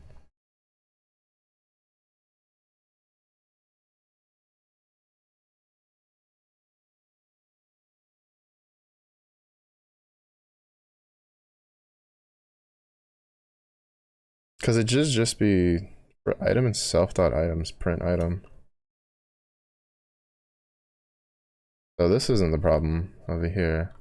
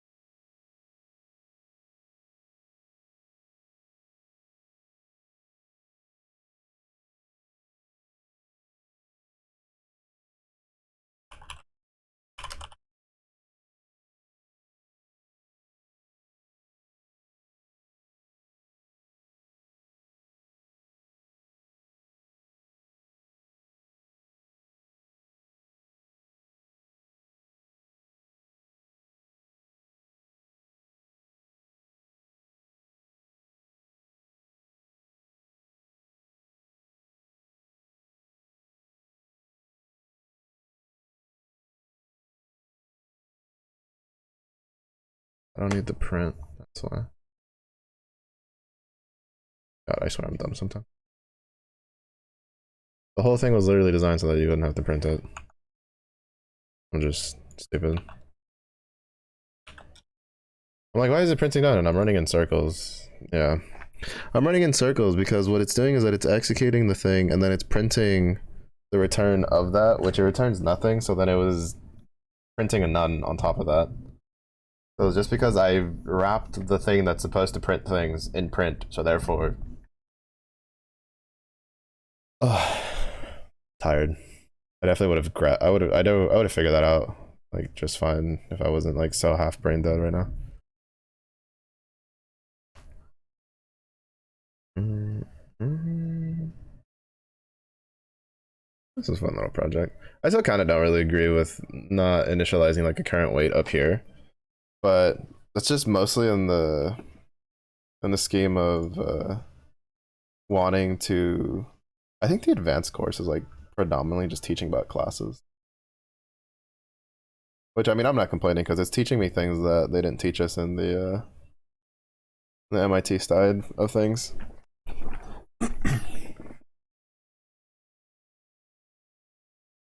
Yeah, Doggo's not having a good time though. Doggo not be having a good time.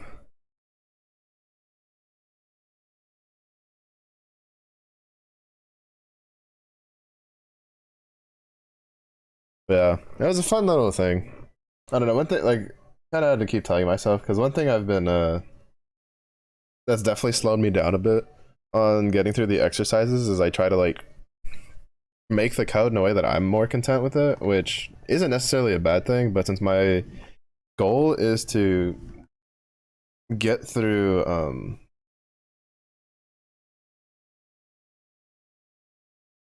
get through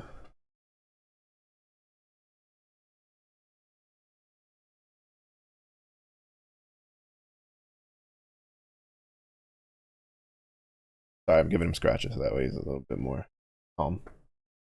But get through the exercise to learn the things I want them to teach me so that I can go work on my side projects and then try to find little odd jobs and stuff I could work on. I need to save that for the odd job stuff. Not to mention that a lot of times it's the case of like I'm seeing some correlation between like coding and like people that do like art and stuff where it's like chasing the perfect thing isn't always like the best thing. Like you'll just never get anything done at that rate. Like for instance, I really just need to sit down and just get my side projects done. Like and not like I try to achieve perfection. The reason they've been kind of slow though is because again the side projects were mostly in line with having an extra source of being able to practice the thing, especially with the MIT, because the MIT I felt like the exercises given were kind of lacking. So having something that was a bit more engaging and a bit more varied than just find the square root of this 20 times in a row, like was really nice and helped. But yeah.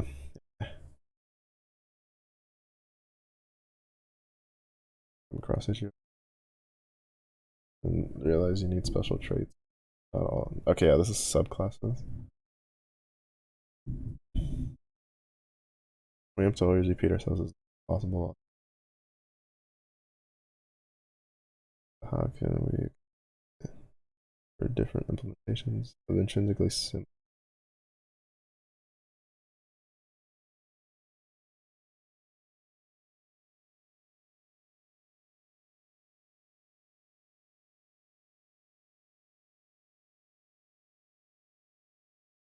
ID credits. The other one has name, email, room, teaching. Right.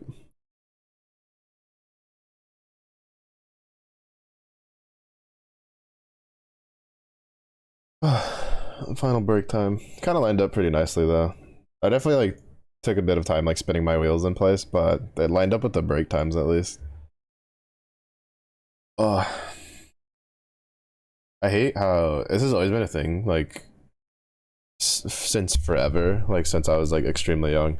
It's just when it gets like really rainy, like my brain just like shuts off.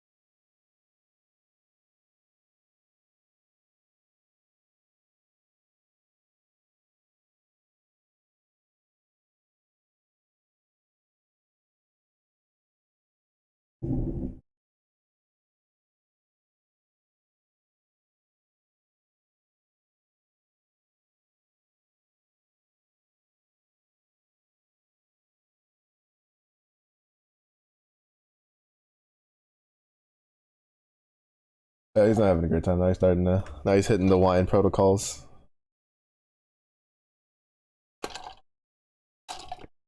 I always find it interesting how. I mean, to be fair, some dogs like almost every dog I know doesn't like thunder, but obviously like they react differently, right? Like other dogs kind of just find a little corner to hide in throughout the thunderstorm. Some dogs just literally go crazy and start running in circles. Those are the ones you really got to be careful of, because if you accidentally leave like a door open or something, they'll just like beam out the door. It's really not good. But yeah, he tends to. If he's upstairs with me, he usually just comes over to where I'm sitting, and then he just sits like next to me, and then like whines a little bit. Unless it's like a really bad thunderstorm. If it's a real bad thunderstorm, he's whining a lot because he just doesn't like it. And it's like I almost feel like it's not because he's afraid. It almost feels like maybe it's because something hurts. Maybe he's like me. Maybe he's more like me than I think. Maybe he gets like pain from all the humidity and the pressure. Because like, well, no, he kind of paces a bit like he does when he's scared. But it's just like, I don't know. You would think that after 12 years, he would figure out that as long as we're inside, we're fine. But never stopped him from continuing to whine. Never stopped him at all.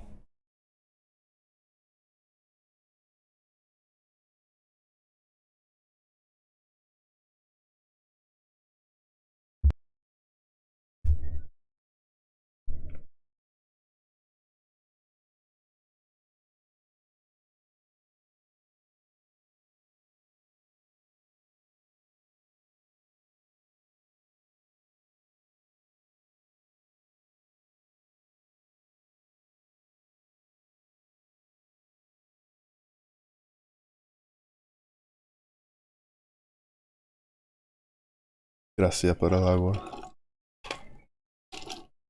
Also, meanwhile, me being like, man, I hope it doesn't rain, like, for a little bit so I can walk my dog. Weather, literally hearing buckets hitting the roof. Not even the water, like the actual buckets are bouncing off the roof. The cloud was like, you know, them sky gremlins are like, you're not supposed to throw the buckets. Then the other ones are like, oh, what does it matter? It's gonna be a lot of water anyway. They just keep chucking the buckets with the water. Shaking my head.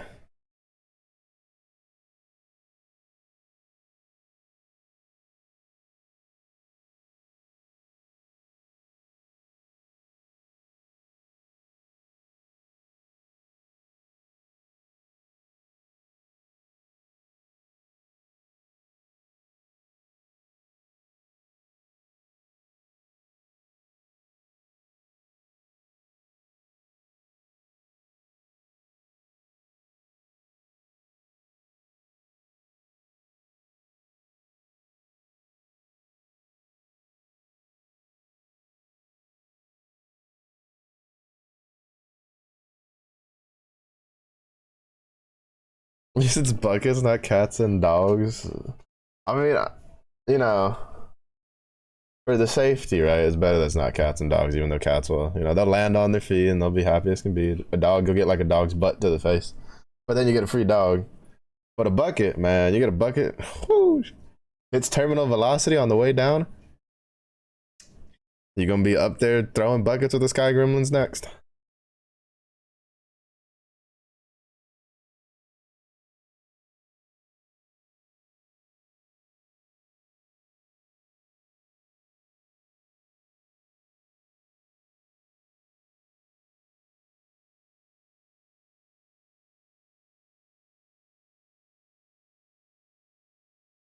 Them buckets don't discriminate. They're like everybody's getting these. Especially because they're like gallon metal buckets, bro. It's coming down pretty hard. I'm not gonna be able to take him out before he eats. Let me see if I can the weather radar. Because if it could pass before the night stream, it'd be nice. Or at least like have a break into the night stream.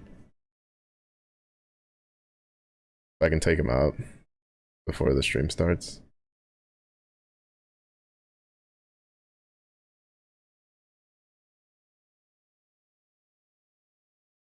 Oh. Yeah, it's supposed to pass pretty quick. It says in like 40 minutes it should already be past us.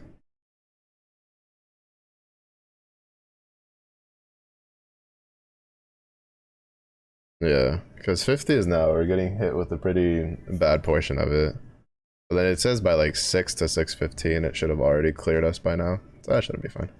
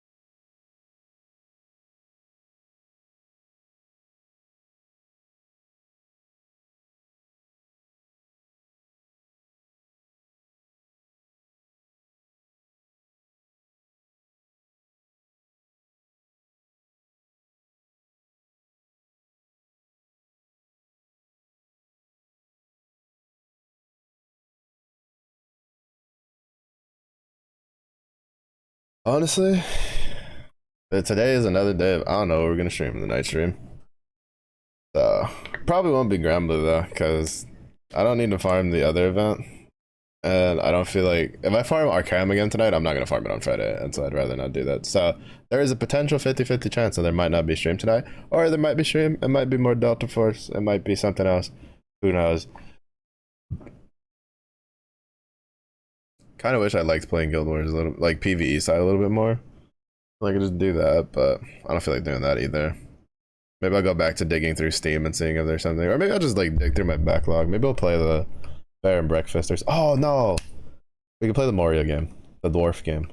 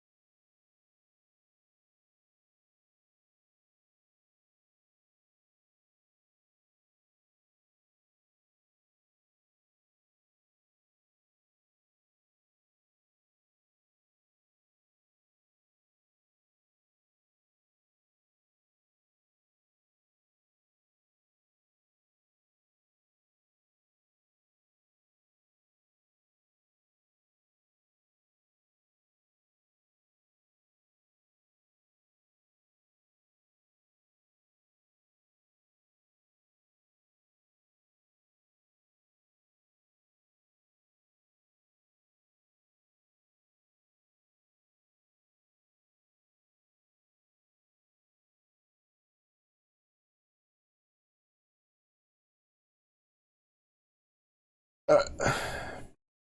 Let that Chev go beat some people up a little bit. Probably open that. People didn't respond as quickly to this other one, but it's fine. I guess like most people got over the little gold mine rush excitement. It's always funny to me how you know, they'll be like Guild Wars in 16 months, it's light, and people just be like, oh, kill all the light things for like a day and a half, 2 days, and then they just go, oh wait, we have time. And then they go off and they chill in a corner. It's just like, yeah, probably just should have done. I'm still debating if I want to actually try tackling what should we call it? Tackling Cosmos. Cosmos, right? A little bit. At least just to like muck about with. But there's no real rush for that. Anyway, we're gonna go say hi to XC. I see Bum started up. I think he's playing. Is he playing League? I think he's playing League. And I forget. There's a yeah. That's my favorite. That's the two mad dashes. Right? Is one like when they announce it, and then if there's a long period of time, right, it just dies off pretty quick, and then it's just the next one is when they're just like, oh hey, by the way, Guild Wars is in like 2 weeks, and they're like, oh yeah, everybody's just scrambling to try to get it. Meanwhile, people like me who are lazy are just sitting there, they're like, yeah boy, speed farming baby. Like, you know, it's so good. But yeah, we're gonna go say hi to Exy. That Bum is playing a League. I don't know, we'll figure it out tonight. Maybe we'll do the dwarf one, maybe we'll do something else. But thank you everybody for watching. I do appreciate it. Hopefully we can get through the program kind of soon. Honestly, like I was expecting the advanced course to take a while, but we're already on like part 10 out of 14, so kind of blazing through it because a lot of it's like stuff that I already knew and have a decent little grasp on it. Yes, the raid, Goku. Hope your rest was good. But thank you everybody for watching. I appreciate it. It was a day if you have a good day. It was a late day if you have a real well. Stay safe, stay hydrated. See y'all again in the next one.